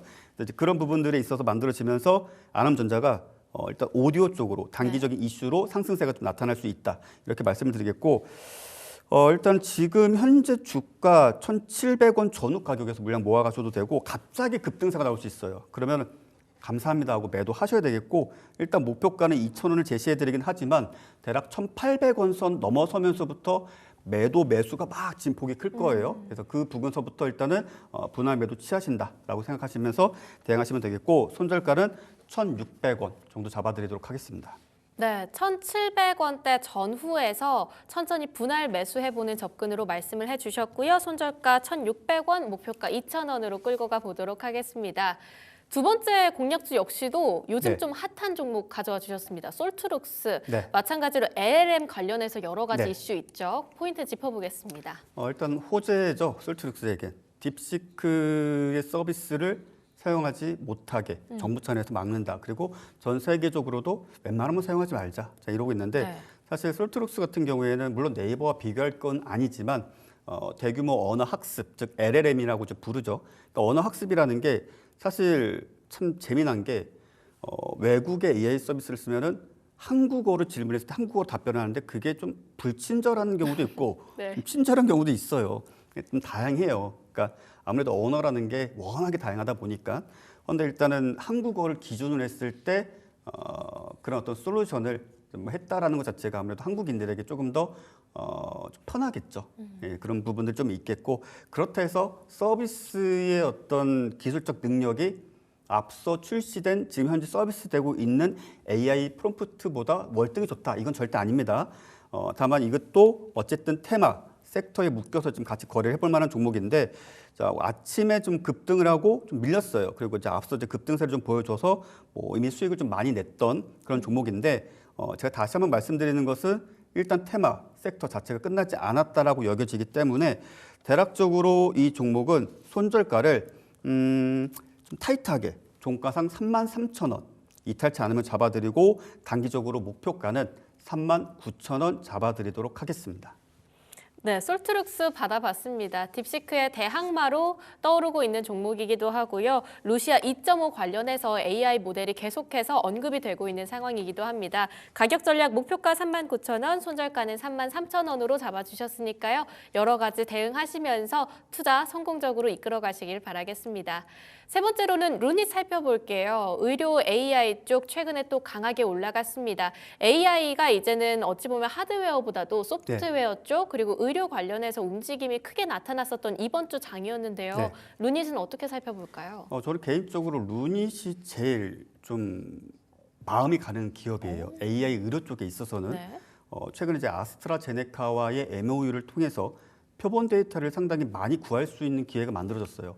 그러니까 AI는 기본적으로 많은 데이터를 학습을 해야 됩니다. 그러니까 공부를 많이 해야 돼요. 그래야지 아는 게 많아지고 똑똑해지겠죠.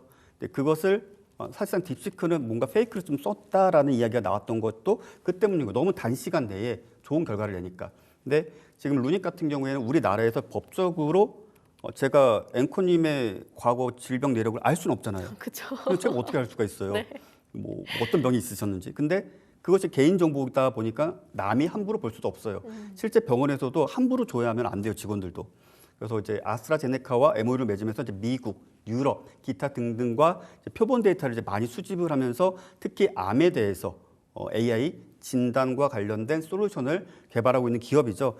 네. 주가의 움직임은 앞서 큰 폭의 상승세를 보여줬고 바닥을 확인하면서 다시 좀 밀리곤 있으나 아무래도 오늘 좀 금요일장의 어떤 특징적인 부분이 있겠으나 이 종목 현재 주가의 흐름 놓고 봤을 때 느려요. 그렇지만 대략적으로 71,000원 선에 오면은 매수 충분히 해볼 수 있는 종목이다라고 말씀을 드리겠고요. 손절선은 7만 원, 좀 타이트하게 잡아드리죠. 그리고 목표가는 일단 9만 원 제시해드리겠습니다. 이 종목은 아무래도 다음 주 중에 좀 빛을 발하지 않을까. 오늘은 전반적으로 시장이 조금은 약간 마무리하는 분위기가 지금 살짝 연출되고 있어가지고 물론 네. 오후장 되면은 뭐 거래가 좀 크게 터지는 것들이 어버버 반도체처럼 생길 수도 있겠지만 잘 가네요. 자, 생겼지만 오늘보다는 다음 주에 생각하신다 생각하시고 이제 뭐 종가부 아니면 이제 동시효과에 매수를 하셔도 된다 이렇게 말씀드리겠습니다. 루닛이 실적 관련해서는 지켜볼 만한 포인트가 없을까요? 실적은 사실 뭐 로봇 섹터와 크게 다를 건 없어요. 그러니까 대단히 좋은 실적을 기대할 수는 없습니다. 예, 근데 지금 어찌 본다면 새롭게 만들어진 섹터에서 우리가 실적을 기대한다라는 것은 조금 어렵겠죠. 일단 뭐 가장 많이 회자되고 있는 게 레인보우 로보틱스 같은 경우에는 매출이 뭐 수백억밖에 되지 않은 시가총액 6조 원, 7조 원이 말이 되냐. 근데 그것은 앞으로의 미래 그리고 또 광기 어린 시세가 만들어낸 부분인데 뭐 AI 기업들 다 마찬가지입니다. 과거에 제약바이오도 그러하였듯이 지금은 실적적인 측면에 있어서 그나마 적자를 기록하지 않거나 전년 대비 소폭이라도 상향이라면은 그나마 좀 낫지 않겠는가 이렇게 말씀드리겠습니다. 네, 루닛도 어찌 보면 계속 많이 이야기를 들어보긴 해서요. 관심주로 담고 있긴 하는데 미국 시장에서 앞으로의 성장 가능성은 혹시 어느 정도로 염두에 두시나요? 일단은 우리나라에서는 서울대병원에 장비가 들어가 있는 걸로 알고 있어요. 네. 그리고 이제 암 진단이 특정 암에 대해서만 이제 진단을 할 수 있었는데 그 특정 암이라는 것이 제가 기억하기로는 아마 대장 그 아래쪽 부분이었던 걸 기억을 하는데 뭐 췌장이라든지 아니면은 뭐 기타 암들의 종류가 워낙 많다 보니까 많죠. 예, 그런 부분들에 있어서 표본 데이터를 많이 갖고 있었을 때 만약에 어떤 증상이 있을 때 실제로 그 AI로 테스트도 했었죠. 전문의들과 AI가. 근데 AI가 이겼어요. 네. 그래서 표본 데이터만 충분히 미국 시장에서 확보하게 된다라면 아마도 제 개인적인 생각이지만 해외부터 먼저 진출할 거예요. 해외부터. 국내보다는 해외부터 진출하면서 좀 명성을 얻게 되면 아마 국내 쪽으로 다시 이제 판로를 좀 열지 않겠는가 저는 그렇게 보고 있습니다. 네, 루닛까지 공략주로 받아봤습니다. 가격 전략 잘 확인해 보시길 바라겠고요. 오늘보다 조금 더 눌림이 있을 때 7만 원 선 근방에서 천천히 매수해보는 접근으로 이야기 드리도록 하겠습니다. 오늘 양시장이 계속해서 혼조세 보이고 있습니다. 보합권대 지나가고 있는데요. 종목별 강세가 강한 만큼 시장 대응이 시시각각으로 필요하신 분들도 있을 것 같습니다. 관련해서 추가적인 정보 궁금하신 분들께서는 딜사이트 S의 박재훈 마스터 검색하신다거나 우측에 나가고 있는 링크 참고하셔서 들어가 보시면 좋을 것 같습니다. 오늘 11시에 무료 방송 있으시죠? 네, 있습니다. 네, 관련해서 추가적으로 정보 많이 가져가시면 좋겠습니다. 지금까지 박재훈 마스터와 함께했습니다. 좋은 말씀 감사합니다. 네, 감사합니다.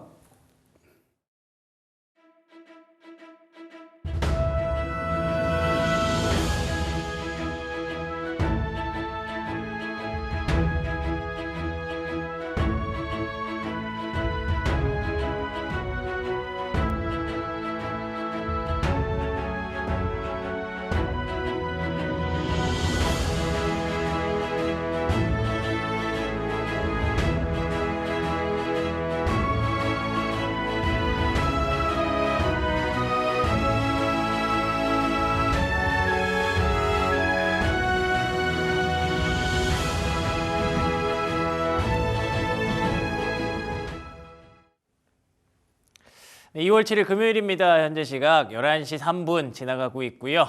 기분 좋은 금요일 아쉽지만 보시는 것처럼 코스피와 코스닥은 혼조세를 좀 보이고 있습니다. 간밤에 뉴욕 증시도 혼조세로 마감을 했죠. 다우지수는 하락을 했고요. 나스닥과 S&P 500도 사실 상승 마감했지만 3거래일 연속 상승이라도 이전의 이틀과는 좀 다른 모습이었습니다. 종목별로 차별화 장세가 나타나면서 강보합 수준에서 마무리가 됐었거든요. 그런데다가 오늘 저녁 아시는 것처럼 우리 매크로 지표에 굉장히 큰 영향을 줄 수 있는 고용지표가 발표가 됩니다.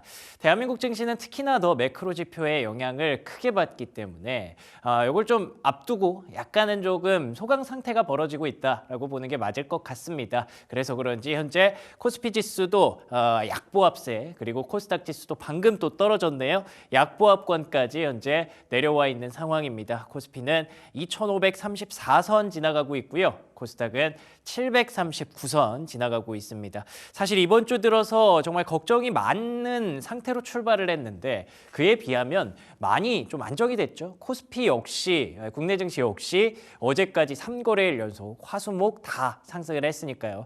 근데 사실 3일 올라가면 조금 조정받을 때도 됐고요. 그 조정 폭이 어느 정도 되느냐에 따라서 다음 주에 투자 심리를 좀 가늠해 볼 수가 있는 상황인데 이 정도면 뭐 충분히 금요일이니까 어느 정도 넘어갈 수 있는 그런 느낌이지 않나 싶습니다. 자, 그러면 수급에서 어떤 변화가 일어나고 있는지를 통해서 다음 주 장을 한번 정리해 볼 수 있을 것 같은데요. 다행이네요. 역시 코스피에서도 외국인 수급이 현재 뭐 순매수와 순매도를 넘나들고 있을 정도로 거의 뭐 중립적인 움직임을 보여주고 있고요. 그리고 선물 시장에서 외국인들의 수급이 빨간색으로 잡히는 것도 긍정적이라고 볼 수 있을 것 같습니다. 전체적으로 그냥 숫자만 딱 놓고 봤을 때 코스닥의 개인 수급 빼면 1000단위가 없습니다. 4자릿수가 없다는 건 그냥 다들 사실 아무것도 안 하고 있다고 보는 게 맞을 것 같아요. 그냥 지켜보고 있다. 앞서 말씀드렸던 오늘 저녁에 발표될 고용지표가 미국의 금리에 또 어떤 영향을 주는지 그리고 이번 주말 넘어가면 혹시 관세와 관련해서 또 다른 이슈나 리스크가 나오지는 않을지 또 2월 10일에 중국이 또 관세를 보복관세를 부과한다고 얘기를 했는데 그 사이에 혹시 극적인 또 타결이 나올 수 있지 않을지 이거 아무것도 예상할 수가 없는 그런 상황이거든요. 그렇기 때문에 오늘은 외국인이든 기관이든 좀 지켜보고 종목별로 지금 차별화되고 있는 장에서 개인 투자자들이 열심히 동학개미들이 열심히 매매를 하고 계신다라고 보는 금요일 장이라고 봐야 될 것 같습니다. 자, 그러면 시가총액 상위 종목들의 흐름 한번 보도록 하겠습니다. 코스피에서는요, 삼성전자, SK하이닉스, 아이고 둘 다 보합이네요. 이런 날은 또 흔치 않은데 이 두 종목이 지금 사실은 상승 출발했었거든요. 근데 보합까지 내려와 있다는 건 뭐 뒤를 받쳐줄 그런 외국인 수급이 좀 부재하다는 뜻도 되겠죠. 그렇기 때문에 최근에 좀 올라왔던 것에 대한 숨고르기가 진행되고 있다고 봐야 될 것 같고요. 야, 오늘 최고의 이슈 중 하나죠. 삼성바이오로직스, LG에너지솔루션을 4위로 끌어내렸습니다. 삼성바이오로직스가 3위에 올라간 그런 모습인데요.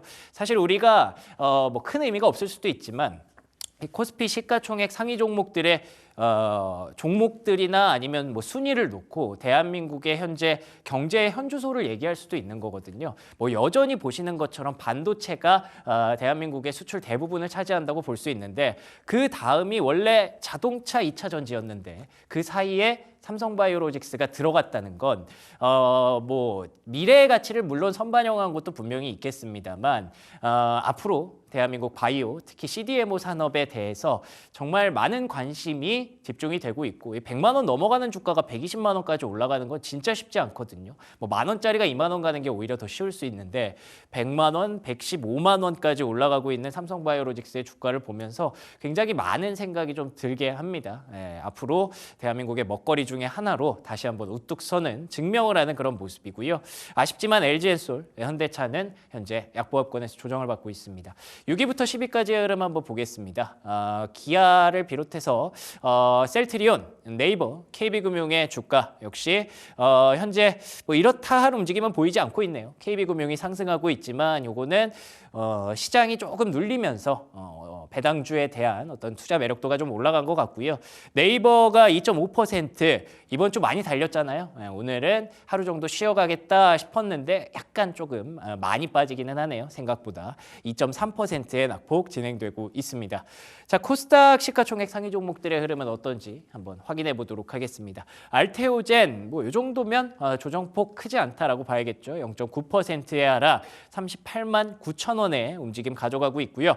에코프로비엠 약보합 그리고 HLB 에코프로 강보합세입니다. 에코프로는 1% 넘는 상승이네요. 아직 갈 길이 멉니다. 2차 전지주 종목별로 차별화가 나오고 있는 것도 썩 좋은 건 아니에요. 올라갈 때 다 같이 오르고 내려갈 때 다 같이 내려가는 조금씩 조정받는 게 가장 바람직한 그런 모습인데 지금 또 LG엔솔로 빠지고 에코프로비엠 빠지고 에코프로만 올라간다. 요거는 뭐 2차 전지의 현재 투자 심리 현재 상황을 좀 보여주고 있는 그런 것 같기도 하네요. 레인보우 로보틱스도 약보합권에 머물러 있고요. 6위부터 10위까지의 흐름 한번 체크해 보면요. 리가캠바이오 0.8%의 하락, 삼천당 제약은 6%의 급락이 나오고 있습니다. 엊그제였죠. 두 자릿수 급등했던 게 15% 급등을 했었고 어제는 방어가 좀 잘 됐는데 오늘은 금요일이다 보니까 역시나 말씀드렸던 대로 수급이 좀 부족합니다. 계속 물밀듯이 수급이 들어와 주거나 아니면 그 안에 좀 남아서 거래가 되거나 이런 환경이 나와야 이렇게 급등락이 있었던 종목들은 좀 살아남을 수 있는데 방어가 될 수 있는데 오늘은 조금 아쉬운 모습 노출하고 있는 삼천당 제약이고요. 클래시스 강보합세, 리노공업 1%대 하락, 휴젤 약보합권에 머물러 있습니다. 자, 그러면 특징 섹터 하나씩 확인해 볼 텐데요. 뭐 유리기판주 어제 오후 그냥 장 마치기 전에 뭐 일제히 대거 급등이 나왔습니다. 뭐 시장 안에 있는 모든 수급이 그냥 유리기판으로 다 집중하는 그런 모습이 나왔었는데 오늘 아침까지도 사실 좀 유효한 모습이 있었죠. 근데 지금 시점에서는 많이 좀 둔화가 되기는 했습니다. 여기서 보시면 SKC가 가장 대표 주자로서 현재 4% 상승하고 있고요. 대형주가 많은데 대형주보다는 중소형주 많이들 보고 계실 거예요. 예를 들면 뭐 JNTC, 또 필옵틱스. 필옵틱스가 사실 어제 저희 아침 방송 진행하면서 우리 또 탑픽으로 또 얘기를 했었는데 어제 갑자기 급등을 하면서 좀 깜짝 놀랐습니다. 근데 필옵틱스 오늘도 강세 이어지고 있는 모습이고요. 한빛 레이저 뭔가 또 새로운 종목들을 이렇게 찾아가더라고요. 계속 이렇게 확장이 되고 있다는 건 그 삼성전자의 역할이 확실히 국내 증시에서는 먹히는구나라는 걸 다시 한번 알게 해줬던 유리기판 관련주들의 흐름이었고요. 필옵틱스 보시는 것처럼 두 자릿수 급등, 그리고 캠트로닉스 인상적이죠. 8% 상승세에 이어지고 있습니다. 자, 그리고 두 번째, 삼성전자의 영향력 반도체 쪽으로도 오랜만에 긍정적으로 꽃피고 있습니다.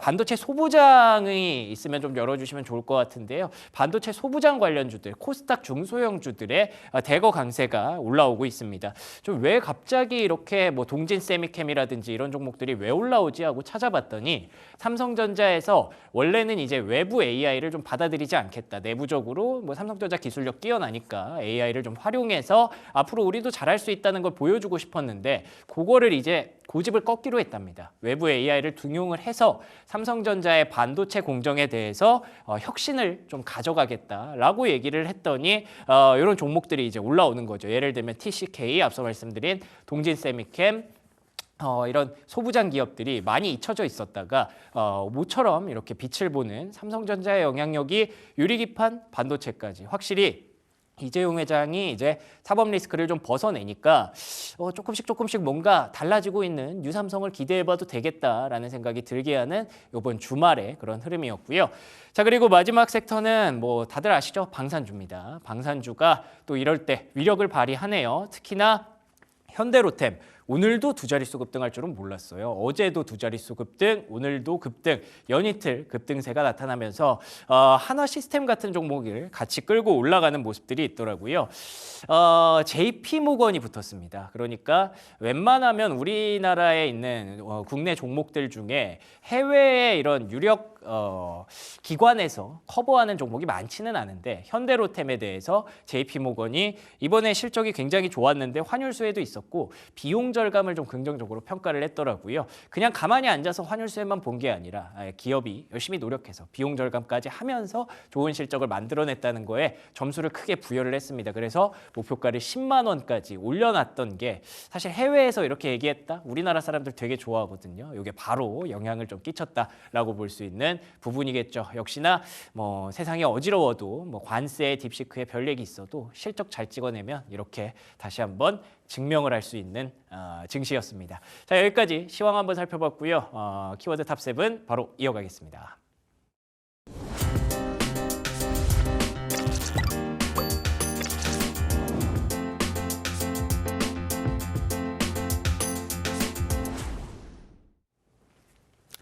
네, 금요일장 키워드 탑7 오늘은 어떤 키워드가 준비가 되어 있을까요? 오늘은 질사이트 경제TV 신현수 기자와 함께합니다. 안녕하십니까? 안녕하세요. 네, 반갑습니다. 자, 오늘 7가지 키워드, 첫 번째 키워드부터 한번 열어보겠습니다. 오늘의 첫 번째 키워드는요, 호재 만발 K시텍. 어떤 호재들이 있었길래 호재 만발이 됐을까요? 네, K시텍이 전년 대비 개선된 실적과 함께 주주 환원 정책을 발표하면서 어제장 기준으로 주가가 강세를 보였습니다. 6일 한국거래소에 따르면 K시텍은 전일 대비 6.78% 오른 3만 1,500원의 자금을 마감했었는데요. 오늘장 기준으로도 상승세를 보이고 있습니다. 지금 32,350원대로 거래가 되고 있고요. 이는 K시텍이 지난해 실적과 주주 환원 정책을 발표한 영향으로 풀이되는데요. K시텍은 지난 5일장 마감 이후에 지난해 잠정 실적을 공개했습니다. 당기순이익은 전년 대비 210억 원 오른 527억 원, 영업이익은 171억 원 상승한 498억 원을 기록했습니다. 매출액 같은 경우에는 985억 원 개선된 3,854억 원으로 나타났습니다. K시텍은 2017년 주식회사 K씨로부터 반도체 장비와 소재, 그리고 디스플레이 장비 사업 부문이 인적 분할돼서 설립됐고요. 그리고 당해 12월 5일에 유가증권 시장에 재상장된 회사로 반도체와 디스플레이 공정에 사용되는 전공정 장비와 소모성 재료의 제조, 그리고 판매를 이제 주력으로 하고 있습니다. 또 반도체 CMP와 세정 장비, 디스플레이 웨스테이션, 그리고 반도체 슬러리 및 디스플레이 소재 등의 라인업을 갖추고 있습니다.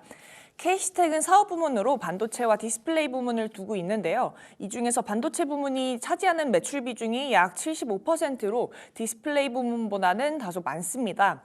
K시텍은 배당과 함께 주식 소각 결정도 공시했는데요. 배당 총액은 53억 원으로 지난해 배당 총액보다 이제 2배 가까이 올랐습니다. 또 잠정 당기 순이익을 기준으로 한 배당 성향은 25.38%, 또 소각 예정 자사주는 기존에 취득한 17만 1,233주로 50억 원 규모입니다. 또 반도체와 디스플레이 분야의 경우 끊임없는 기술 개발이 중요하다고 할 수 있는데요. K시텍이 연구개발 담당 조직을 보면 연구소가 있고 그 밑에 CMP 연구소, 신세정기술연구소, 소재연구소, 미래소재연구소, AT연구소가 있습니다. 연구개발 비용 같은 경우에는 지난 2022년 395억 원, 2023년 393억 원, 또 지난해 3분기 말까지는 314억 원으로 계속해서 매해 300억 원대의 연구개발 비용을 유지하고 있는 모습입니다. 아, 그렇습니다. 반도체 소부장. 약간 최근에는 시장에서 뭔가 언급하면 안 될 것 같은 이름이었거든요. 뭔가 볼드모트 같은 그런 느낌이었는데 오늘 이렇게 키워드 첫 번째로 나올 정도로 다시 한번 탄력을 좀 받고 있습니다. 뭔가 실적이 지금 막 디램이라든지 낸드가 막 좋아진다 이런 건 아니에요. 근데 어쨌든 삼성전자 점점 저점은 다져가고 있는 모습이고요. 이재용 회장 돌아오면서 반도체 소부장 쪽에도 뭔가 긍정적인 기대감이 조금씩 살아나고 있는 것 같습니다. 반도체 소부장 한번 살아나면 무섭거든요. 앞으로 K시텍뿐만 아니라 반도체 소부장 기업들이 다시 연일 좀 키워드 상위권에 올라오기를 한번 기대해 보겠습니다. 자, 두 번째 키워드 열어보겠습니다. 두 번째 키워드는요. 역시 불닭 삼양식품. 어제 정말 눈부셨습니다. 신고가 경신하더라고요. 네, 그렇습니다. 삼양식품의 지난해 영업이익이 처음으로 3천억 원대를 돌파하면서 창사 이래 최대 실적을 기록했습니다. 삼양식품은 지난해 연결 기준 매출 1조 7,300억 원, 영업이익은 3,422억 원으로 잠정 집계됐는데요. 이제 이는 각각 전년 대비 45% 그리고 133%나 증가한 수치였습니다. 이후 어제장 기준으로도 삼양식품은 상승세를 보이기 시작했는데요. 네, 오늘장 기준으로는 조금 조정이 있는 모습입니다. 현재 80만 4천 원대에서 거래가가 형성이 되고 있고요. 삼양식품 주가 지난 3개월 사이 빠르게 성장했습니다. 이게 모두 불닭볶음면 때문이라고 할 수 있는데요. 삼양식품은 수출이 본격화한 2016년 이후 8년 연속 성장세를 이어가고 있습니다.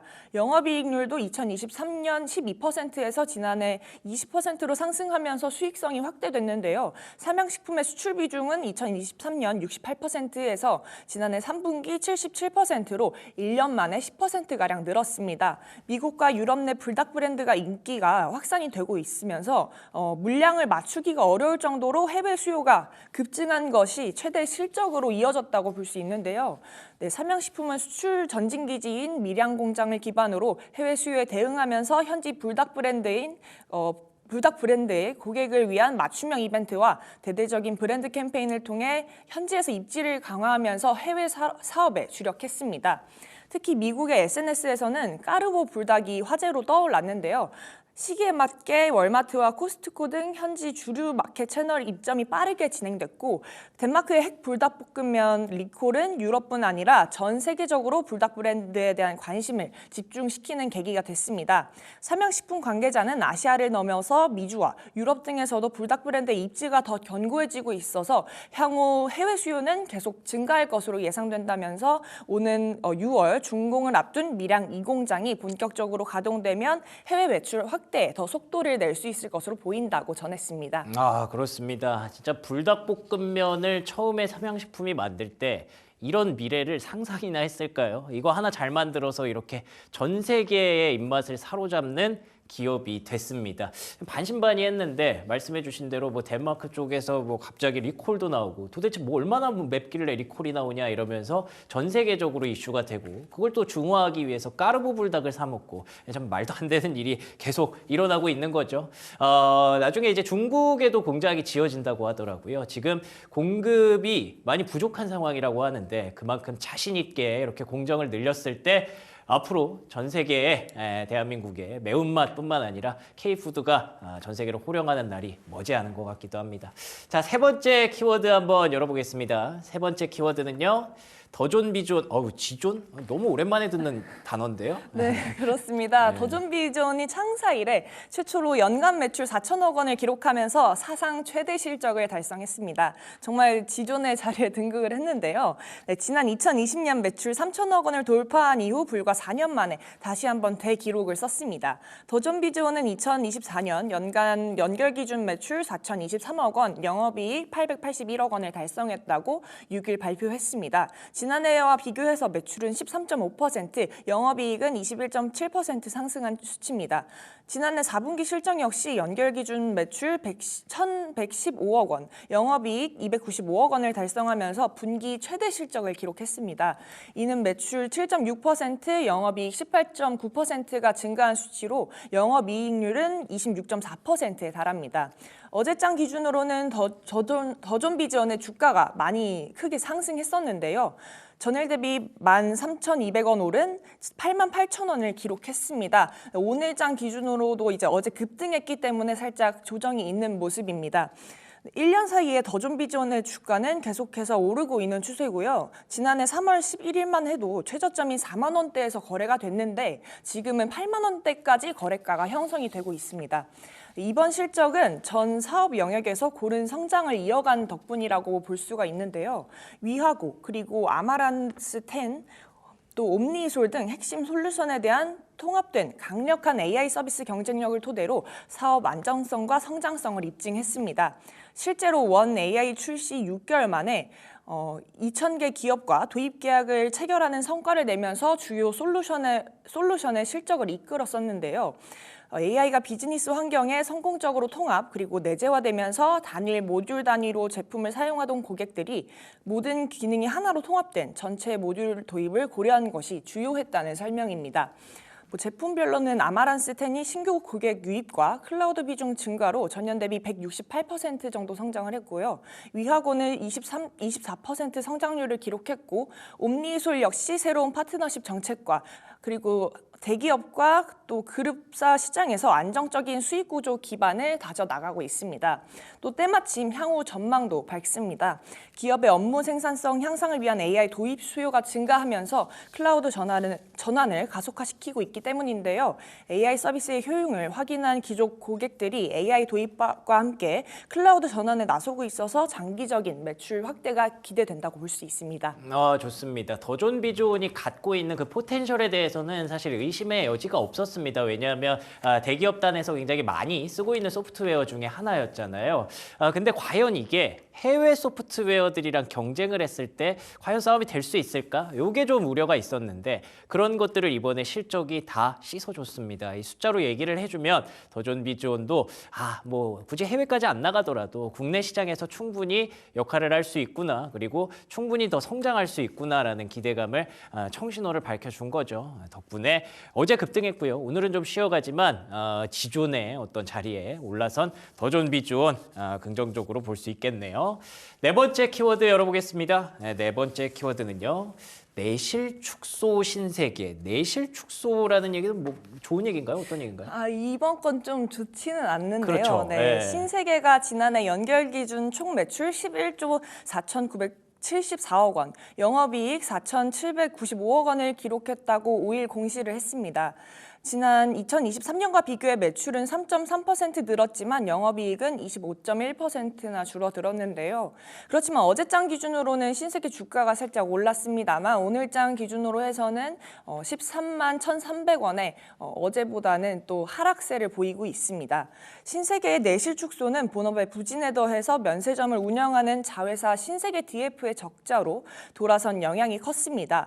회사의 지난해 영업손실 규모는 2023년 대비 1,225억 원 악화한 359억 원에 달했습니다. 지금 신세계 DF가 들고 있는 게 신세계 DF 글로벌이라는 법인이 있는데요. 이 부산점이 폐점이 되면서 이 부산점에 대한 그 법인이 신세계 DF 글로벌인데 부산점이 폐점이 되면서 또 손실이 생긴 것으로 보입니다. 백화점 부문의 통상 임금 관련 추정 부담금과 면세점 희망퇴직으로 발생한 퇴직금 등이 일시에 반영된 점도 한몫을 했습니다. 구체적으로는 백화점 사업의 총 매출은 전년 대비 2.8% 늘어난 7조 2,435억 원으로 역대 최대 매출을 기록했습니다만 영업이익은 7.8% 줄어든 4,055억 원에 그쳤습니다. 외형 성장은 지난해 강남점 스위트파크를 시작으로 하우스 오브 신세계와 대구점 스위트파크, 본점 신세계 스퀘어 등 기존에 없던 새로운 공간을 선보여서 이뤄낸 성과입니다. 2년 연속 거래액 3조 원을 돌파한 강남점과 지역 점포 최초로 전국 백화점 순위 3위에 들었던 센텀시티점의 활약은 주요했는데요. 올해 신세계백화점은 강남점 10분간 새 단장을 비롯해서 본점 헤리티지 건물 신규 오픈과 본관 그리고 신관의 리뉴얼, 각 점포의 리뉴얼을 거쳐서 상권별로 맞춤 브랜드와 다양한 고객들을 유인할 수 있는 차별화된 콘텐츠를 앞세워서 성장을 이어갈 계획입니다.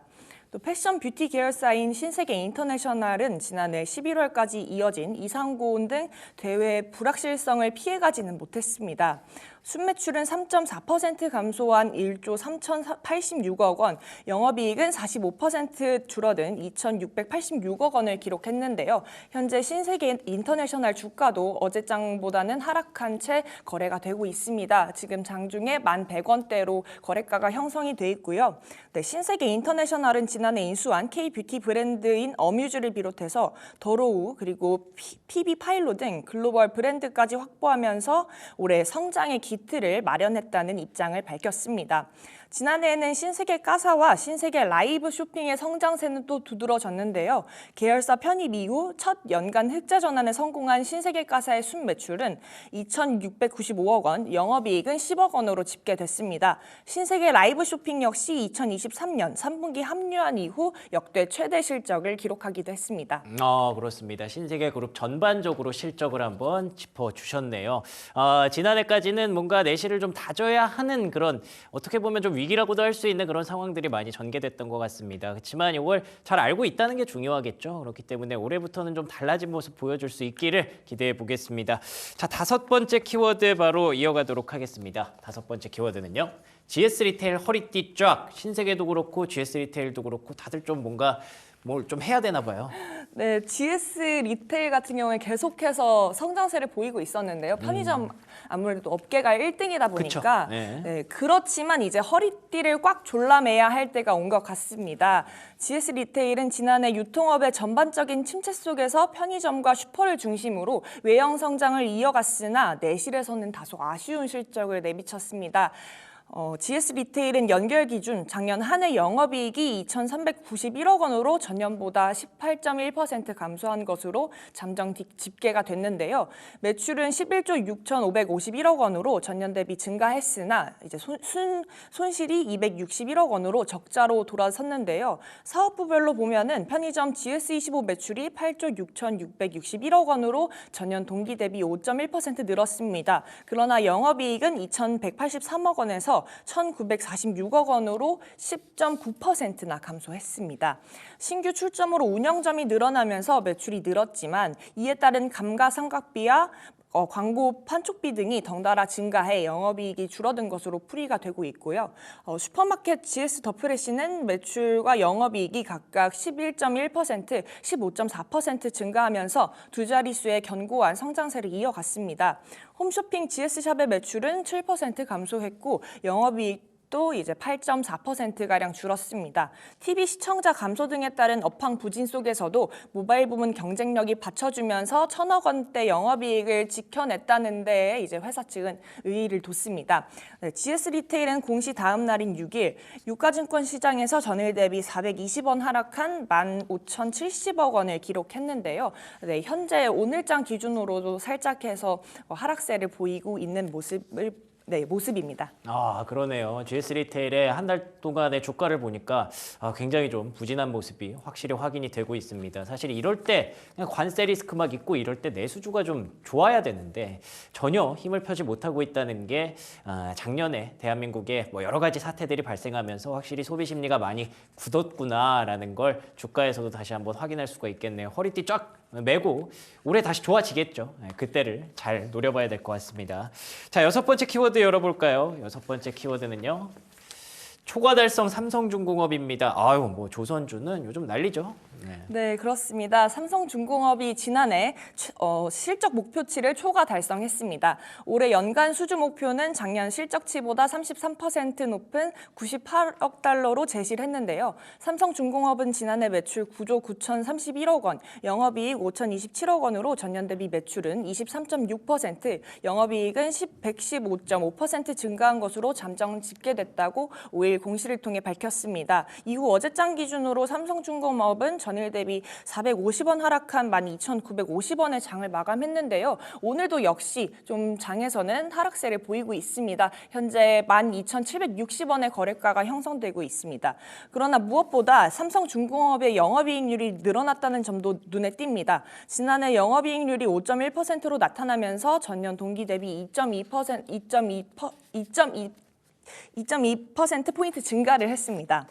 다만 삼성중공업은 러시아 프로젝트의 선물환 회계 처리 방식 변경으로 세전이익이 3,155억 원 적자를 기록을 했습니다. 러시아 프로젝트는 러시아 지베즈다 조선소로부터 수주한 계약으로 러시아와 우크라이나 전쟁과 국제사회의 러시아 제재로 공사가 중단된 바 있습니다. 하지만 세전이익 적자에도 실적 개선세가 지속되면서 향후 이익 규모가 확대될 것으로 전망이 되고 있고 이연 법인세가 자산으로 인식되면서 당기순이익은 539억 원 흑자를 기록하기도 했습니다. 확실히 조선주 분위기가 많이 바뀌었네요. 보통 이렇게 되면은 옛날에는 안 좋은 거 찾아내면서 주가 떨어뜨렸거든요. 근데 하나오션에 이어서 삼성중공업도 조선주의 뭔가 위상이 달라진 걸 느끼게 하는 그런 모습이었습니다. 초과 달성 앞으로도 쭉쭉 이어가기를 바라보겠습니다. 마지막 키워드까지 열어볼게요. 마지막 키워드는요. AI 탄 카카오뱅크 얘기겠네요. 네, 그렇습니다. 카카오뱅크가 지난해 연간 영업이익 6,069억 원, 당기순이익 4,401억 원으로 전년 동기 대비 각각 26.8%, 24% 증가하면서 역대 최대 실적을 거뒀습니다. 카카오뱅크는 카카오와 기술을 결합해 AI 분야 선도 은행으로 발전해 성장세를 이어나간다는 방침인데요. 카카오뱅크의 연간 이자이익은 전년 대비 15.1%, 비이자 순이익은 8,891억 원으로 나타났습니다. 카카오뱅크는 6일장 기준으로 전일 대비 650원 오른 23,500원의 상승 마감했지만 이제 오늘장 기준으로는 살짝 하락한 모습입니다. 현재 23,100원에서 거래가가 형성이 되고 있는 모습이고요. 권태훈 카카오뱅크 CFO는 카카오가 어제 오픈 AI와 협업을 발표한 만큼 카카오뱅크는 카카오와 함께 혁신적인 기술과 금융 전문성을 결합해 AI 네이티브 뱅크로 협력을 이어나갈 것이라고 밝혔습니다. 그렇군요. 어제는 상승했고요. 최근에 카카오그룹주 연일 상승세 이어왔었는데 오늘 조금 쉬어갑니다. 근데 카카오그룹주 확실히 분위기가 많이 달라졌잖아요. 다음 주에는 또 매크로 변수 좀 개선되면 또 다시 올라올 수 있기를 기대해 보겠습니다. 자, 오늘 이렇게 7가지 키워드 신현수 기자와 얘기 나눠봤습니다. 오늘 좋은 말씀 고맙습니다. 감사합니다.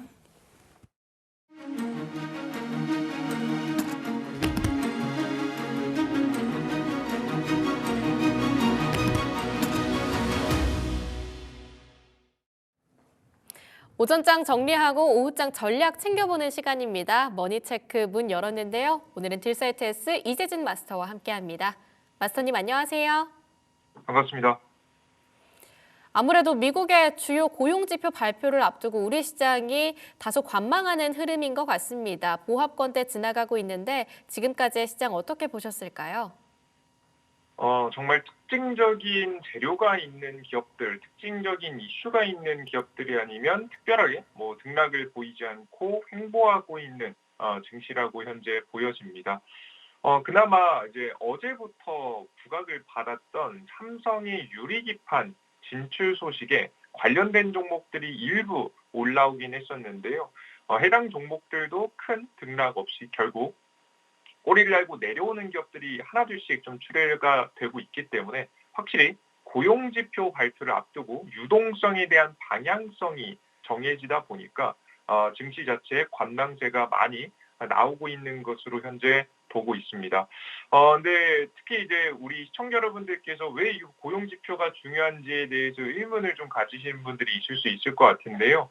이번에 고용지표를 발표하게 되면은 다음 3월에 나오게 될 이제 FOMC 금리 변화에 영향을 좀 끼칠 수 있을 만한 지표가 좀 발표가 되다 보니까 많은 투자자들이 좀 관심을 좀 갖는 것으로 보고 있습니다. 최근에는 트럼프 정권에서 계속해서 파월 의장한테 이제 금리를 인하해야 된다라고 이제 압박을 넣기도 했는데 최근에 의견을 조금 바꾸긴 했지만 과거부터 계속해서 압박을 넣어놨었기 때문에 과연 이제 금리는 앞으로 어떻게 흘러갈 것인지 많은 투자자들이 의문을 좀 가지고 있는 가운데 파월 의장이 항상 지표를 확인하고 우리는 금리 정책을 결정하겠다라는 이야기를 좀 많이 해왔어요. 그러다 보니까 특히나 이제 물가에 영향을 끼치는 소비 그리고 그 소비에 지금 이제 근간이 되는 고용 지표까지 시장은 많은 관심을 갖고 있습니다. 기존에 이미 수요일 날짜로 어느 정도 고용 지표가 발표가 어느 정도는 됐는데요. 살짝 개선되는 모습들을 많이 보여줬습니다. 예상치보다는 조금 높은 모습들이 발표가 됐는데 이제 일단 수요일 날짜로 발표된 지표는 현재 민간 지표로 사기업이 현재 집계해서 내놓는 발표예요. 물론 정부가 발표하는 지표 발표보다는 좀 먼저 발표돼서 현재 최근에 이제 발표되는 것을 확인했는데요. 이번에 금요일 날짜에도 계속해서 이어서 정책 자체가 굉장히 긍정적으로 나올지 고용지표가 나올지 확인하신다라고 한다면 여러분들 금리에 대한 방향성, 유동성에 대한 방향성 확인할 수 있을 거라는 생각이 들고요. 그로 인해서 우리가 투자를 지금 적극적으로 투자를 해야 되는 시기인지 아니면은 우리가 좀 천천히 좀 지켜봐야 되는 시기인지 이번 주 금요일 날 결정되니까 우리 투자자 여러분들께서도 급하게 투자하시기보다는 천천히 관망세 이어가시면서 오히려 눌림목이 나왔을 때 좋게 매력적으로 매집할 수 있을 만한 종목 찾아보는 시간을 가지시면 좋지 않을까 설명해 드리겠습니다.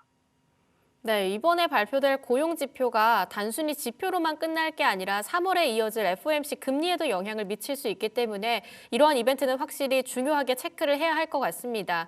그럼 남아있는 오후장에도 결국은 관망하는 흐름, 최대한 현금을 확보한 채 그냥 소극적으로 대응하는 전략으로 끌고 가 볼까요? 자, 우선은 제가 앞서 말씀드렸던 대로 이미 이슈들은 좀 급등할 만한 이슈들은 오전장에 끝났습니다. 그래서 유리기판 관련된 이슈 종목 끝나는 모습이었고 최근에 급락하는 종목들 중에 좀 관심을 가질 만한 종목은 원유 관련된 기업들 좀 주목해 볼 만했거든요. 해당 기업들은 이미 좀 어느 정도 이미 파동이 나와줬기 때문에 앞서 말씀해드린 대로 역시나 계속해서 좀 관망세 유지하시면서 오히려 조정받았을 때 매수할 만한 종목들 잡으셔야 된다라고 설명드리겠습니다. 네, 조정 시 매수할 만한 종목들을 하나하나씩 담아보자 이런 전략을 말씀을 해주셨네요. 오늘의 탑픽 하나씩 열어보도록 하겠습니다. 우선 첫 번째 탑픽주로는 엔젤 로보틱스 가져와 주셨습니다. 네, 엔젤 로보틱스뿐만 아니라 최근에 로봇주들 주가가 다 높은 수익률을 보여주고 있습니다. 마찬가지로 우상향하고 있는 긍정적인 차트 보여주고 있는데요. 포인트 하나씩 열어볼게요. 자, 우선 엔젤 로보틱스인데요. 엔젤 로보틱스는 워낙에 제가 너무 많이 말씀해드렸고 너무 많이 여러분들께 제시를 해드렸던 종목인데요. 역시나 종목 주가는 최초 말씀드린 다음부터는 한 20% 정도의 파동을 좀 보여주면서 천천히 좀 움직이고 있는 올라가고 있는 기업이다라고 보시면 되겠습니다. 물론 삼성전자에 인수된 레인보우 로보틱스보다는 파격적인 흐름까지는 아니겠지만 확실히 실적을 탄탄히 쌓아 올릴 만한 요소가 충분한 기업이다라고 좀 설명해 드렸죠. 로봇 관련된 기업들 중에는 아직까지는 실적이 좀 눈에 띄게 흑자 전환하고 올라가는 기업은 아직 없어요. 투자가 많이 이루어지고 있기 때문에 그런 관점에서 봤을 때 지금 실적 개선이 좀 두드러지게 드러날 만한 기업으로 엔젤 로보틱스가 보여져서 항상 여러분께 강조해 드리고 있습니다. 그래서 최초 조금 빠르게 실적 개선을 통해서 주가 상승세가 좀 예상이 되는데요. 그 이유가 뭐냐면 국내 최초 의료기기 3급의 인증을 받은 기기를 가지고 있습니다. 보행 보조장치인데 그냥 보행 보조장치가 아니라 우리가 이제 다양한 질병에 의해서 걷기 힘들어진 상태에서 재활치료가 필요하신 분들이 있잖아요. 이런 분들께서 보험 적용을 받아서 저렴한 가격에 이용할 수 있을 만한 로봇을 대학병원을 중심으로 해서 판매하는 기업이다라고 보시면 되겠습니다. 그 이외에도 다양한 장비를 만들긴 하지만 결국에는 이 해당 지금 이제 의료 쪽으로 지금 이제 보험 혜택을 받고 판매를 하는 쪽이 매출이 최근에 계속해서 잘 나오고 있는 모습입니다. 앞으로 재활 로봇 치료 보험 수가를 좀 적용을 통해서 계속해서 매출 성장세를 꾸준히 이어갈 가능성이 매우 높기 때문에 해당 기업들 역시나 다른 기업들보다 확실히 실적 전환 가능성이 좀 높겠죠. 그래서 우리 시청자 여러분들께서는 해당 기업들 계속 중장기적으로 과거부터 가지고 계신 분들도 계속 가져가셔도 될 것 같고요. 만약에 이제 나는 아직 편입을 못했다라고 하시는 분들은 이번에 눌림목 자리 나오면 매집한다라고 좀 생각하시면서 지켜보시면 좋을 것 같습니다. 자, 목표가 자리하고 손절가 자리 짚어드려 보도록 할게요. 차트 화면 보도록 하겠습니다. 자, 우선 엔젤로보틱스 같은 경우에는 이 상장 이후에 워낙에 주가가 많이 하락한 기업입니다. 고가 대비해서 대략적으로 한 70% 정도 바닥권까지는 크게 하락했었는데요. 왜냐하면 로봇 기업들에 대한 출시가 있을 때 좀 처음에 상장할 때는 기대감이 컸으나 결국에는 로봇의 상용화가 생각보다 좀 늦어졌잖아요. 늦어지게 되면서 주가가 꽤나 많이 밀렸습니다. 상용화가 늦어졌다는 소리는 매출이 많이 나오지 않았다는 얘기죠. 그런데 이제 앞서 말씀드렸다시피 현재 보험가 적용을 통해서 상용화를 현재 가장 먼저 앞서 나가고 있는 기업이 엔젤 로보틱스이기 때문에 바닥권을 탈출해서 이제 수혜 상승에 대한 가능성이 매우 높은 시기라고 보시면 되겠습니다. 종목 같은 경우에는 이제 손절가 자리는 저는 좀 넉넉하게 좀 잡아보셔도 될 거라고 봐요. 손절가 자리는 26,000원 자리까지 지금 이제 제가 처음에 여러분들께 제시해드렸던 라인을 크게 이탈하지 않으면 여러분들께서 계속 가져가셔도 괜찮을 거라고 보고 있고요. 목표가 자리는 전 4만 원 자리 현재 잡아드리려고 합니다. 아마 좀 제 개인적인 생각에는 이것보다도 더 많이 추세 상승이 이어질 거라고 보고 있는데요. 일단은 뭐 매출에 대한 증명, 수주잔고 증명에 대한 부분들이 몇 개 남아 있어서 아직은 뭐 4만 원 정도까지 목표가를 잡아놓고 가시는 것이 좀 안정적일 거라고 보고 있습니다. 항상 제가 비슷한 종목들을 반복해서 가지고 나오는 경우가 존재하는데요. 계속 중장기적으로 매력적인 종목들이 여러분들께 말씀을 해드리는 겁니다. 이런 종목들은 주가가 올라갈 때마다 서서히 손절가를 조금씩 높여가면서 목표가도 높여가면서 종목을 계속해서 실적이 나온지 추적하신다라고 한다면 단순하게 뭐 단기 수익으로 끝나는 것이 아니라 중장기적으로 이어지면서 2025년도 총 보유했을 때 우리가 큰 수익 30%, 50%, 뭐 운이 상황에 따라서 운까지 따르게 된다라고 한다면 100% 정도까지 노려볼 수 있을 만한 종목이 될 수 있으니까 계속해서 관심 가져주시고 지켜보시면 좋을 것 같습니다. 네, 로봇주 사이에서도 실적 개선 기대감이 남아있는 엔젤 로보틱스 받아봤습니다. 웨어러블 로봇 관련주로 묶이니까요. 함께 참고해보시면 좋을 것 같고요. 두 번째 탑픽주로 넘어가 볼게요. 통신주 관련해서 가져와 주셨습니다. 솔리드 살펴보도록 하겠습니다. 자, 솔리드도 해당 종목도 제가 계속해서 이제 5G 그리고 양자통신 안전 이제 양자통신 관련해서 계속해서 언급해드리고 말씀해드렸던 종목이기도 합니다. 해당 종목은 미중 갈등으로 인해서 인프라 수의 기대감이 큰 기업이라 보시면 될 것 같은데요. 전 세계에서 5G, 6G 통신망 장비를 가장 잘 만드는 국가가 한국하고 중국이라고 설명드렸죠.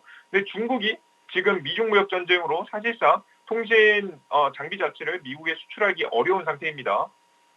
최근에 이제 중국에서 만들었던 AI 딥시크도 지금 현재 알고리즘이 좀 이상하게 중국의 통신사의 정보가 빠져나가게끔 지금 이제 코딩이 되어 있는 게 밝혀지면서 우리나라 국내 정부에서도 현재 딥시크를 이용하지 못하도록 정부기관에서 이용하지 못하도록 막아버리는 조치까지 나오게 됐었죠. 확실히 이제 중국이라는 국가 자체의 좀 특성을 좀 생각해 보면 역시나 계속해서 지금 현재 중국의 장비는 미국이 사용하지 않을 가능성이 높기 때문에 한국에 있는 장비가 수혜를 볼 가능성이 매우 높다라고 현재 보고 있습니다.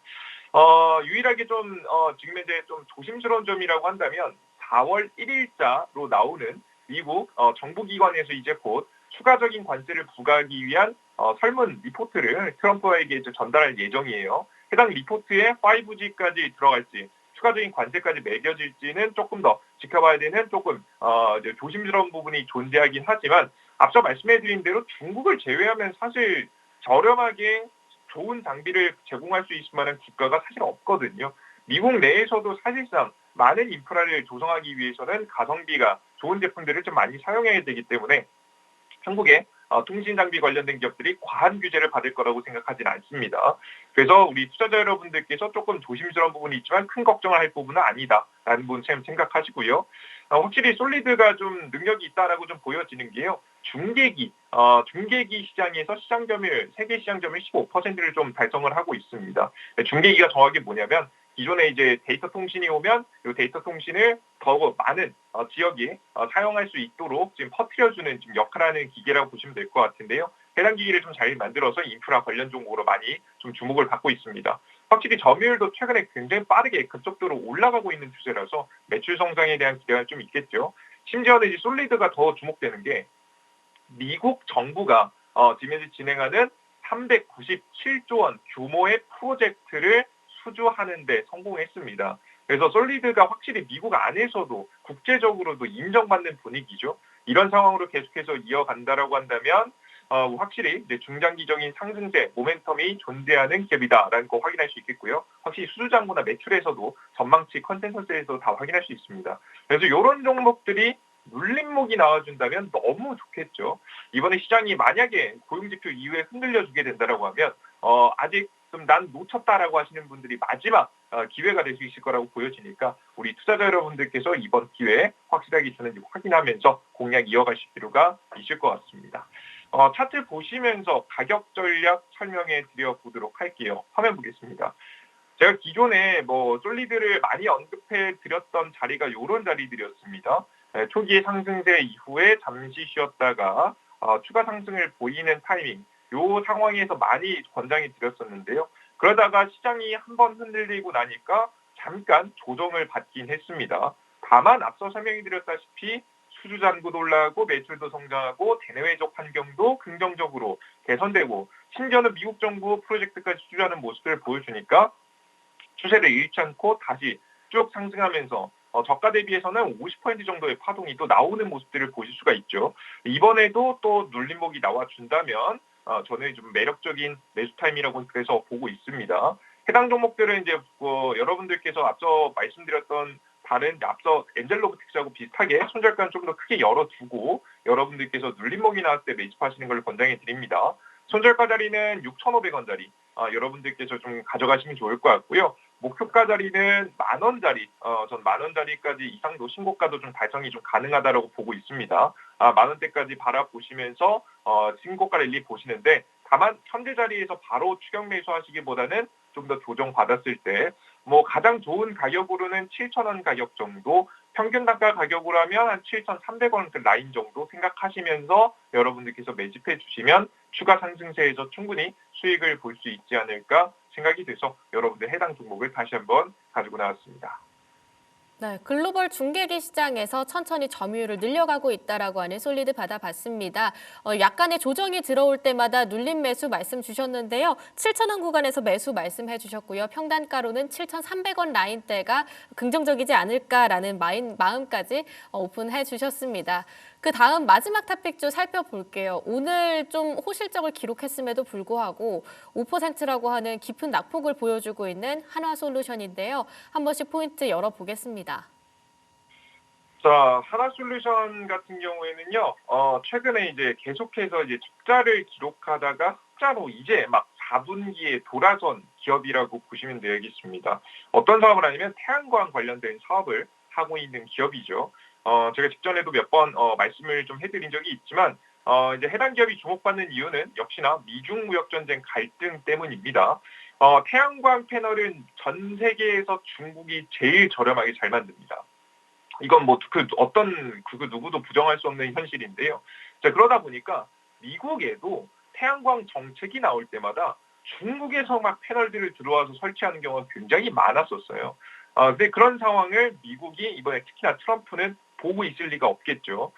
그래서 중국에 대한 규제가 좀 본격적으로 진행되기 전에 이미 지금 이제 태양광에 대한 언급도 몇 번 있었고요. 이미 태양광 패널에 대한 규제들이 이미 바이든 정권 아래에서 좀 시작이 좀 됐습니다.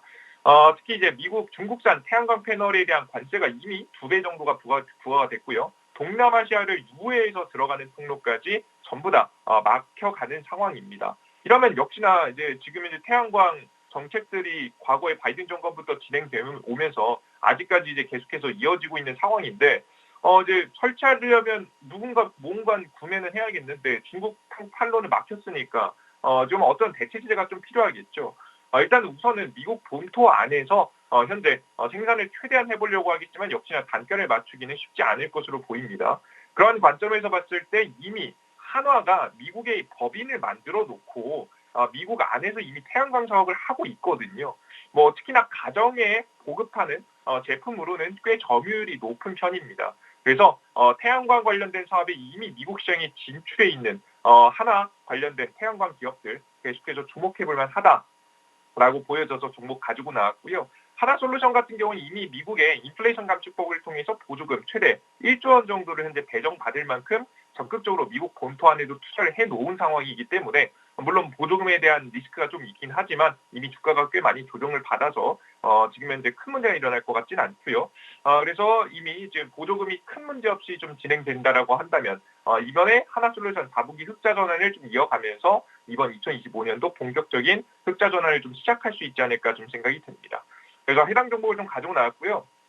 역시나 한 번의 위기감이 있을 수는 있겠지만 이 위기를 좀 벗어나게 된다라고 하면 충분히 좋은 기대감을 가지고 중장기적인 구조적 성장이 좀 일어날 수 있다라고 현재 보고 있는 종목입니다. 혹시나 걱정하실까 봐 말씀드리면 뭐 이미 많이 들으셨겠지만 트럼프 정권에서 친환경 정책을 없애버린다. 과거 인플레이션 이 감축법에서 받았던 보조금을 다 없애겠다 얘기하고 있지만 사실 그게 쉽지 않습니다. 이미 공화당 측 의원들도 반대하는 사람들이 많기 때문에 인플레이션 감축법은 폐지될 가능성이 매우 낮은 법안입니다. 그러니 너무 큰 걱정하지 마시고 한 번의 위기는 한 4월 달에 있을 수 있겠지만 오히려 위기가 있을 때 눌린 목자리에서 잘 매집해주면 좋은 수익을 볼 수 있는 중장기적인 상승 모멘텀이 현재 보여지는 기업이니까 관심 이어가시면서 주목해 보시면 좋을 것 같습니다. 자, 목표가 손절가 자리 짧게 말씀드리겠습니다. 목표가 자리는 현재 25,000원짜리 여러분들 봐드리겠고요. 손절가 자리는 18,000원짜리 좀 넉넉하게 잡고 역시나 눌림목에 매집한다 생각하시면서 공략하시면 한 19,000원 라인이 좋다고 봅니다. 공략하시면 큰 문제 없을 거라 예상이 되니까 공략 이어가 보시면 좋을 것 같습니다. 네, 하나솔루션까지 마지막 탑픽주로 받아봤습니다. 지금까지 딜사이트S의 이재진 마스터와 함께했습니다. 마스터님 오늘 좋은 말씀 감사합니다. 머니마스터 1부 저희가 준비한 소식은 여기까지입니다. 아무래도 설 명절이라고 하는 긴 연휴를 끝내고 나서 시작한 첫 주인 만큼 꽤 길게 느껴지신 분들도 많을 것 같은데요. 마지막 날이니까요. 점심 맛있게 드시고요. 곧 2부가 계속됩니다. 저는 또 2부로 다시 찾아뵙도록 하겠습니다. 잠시 뒤에 만나요.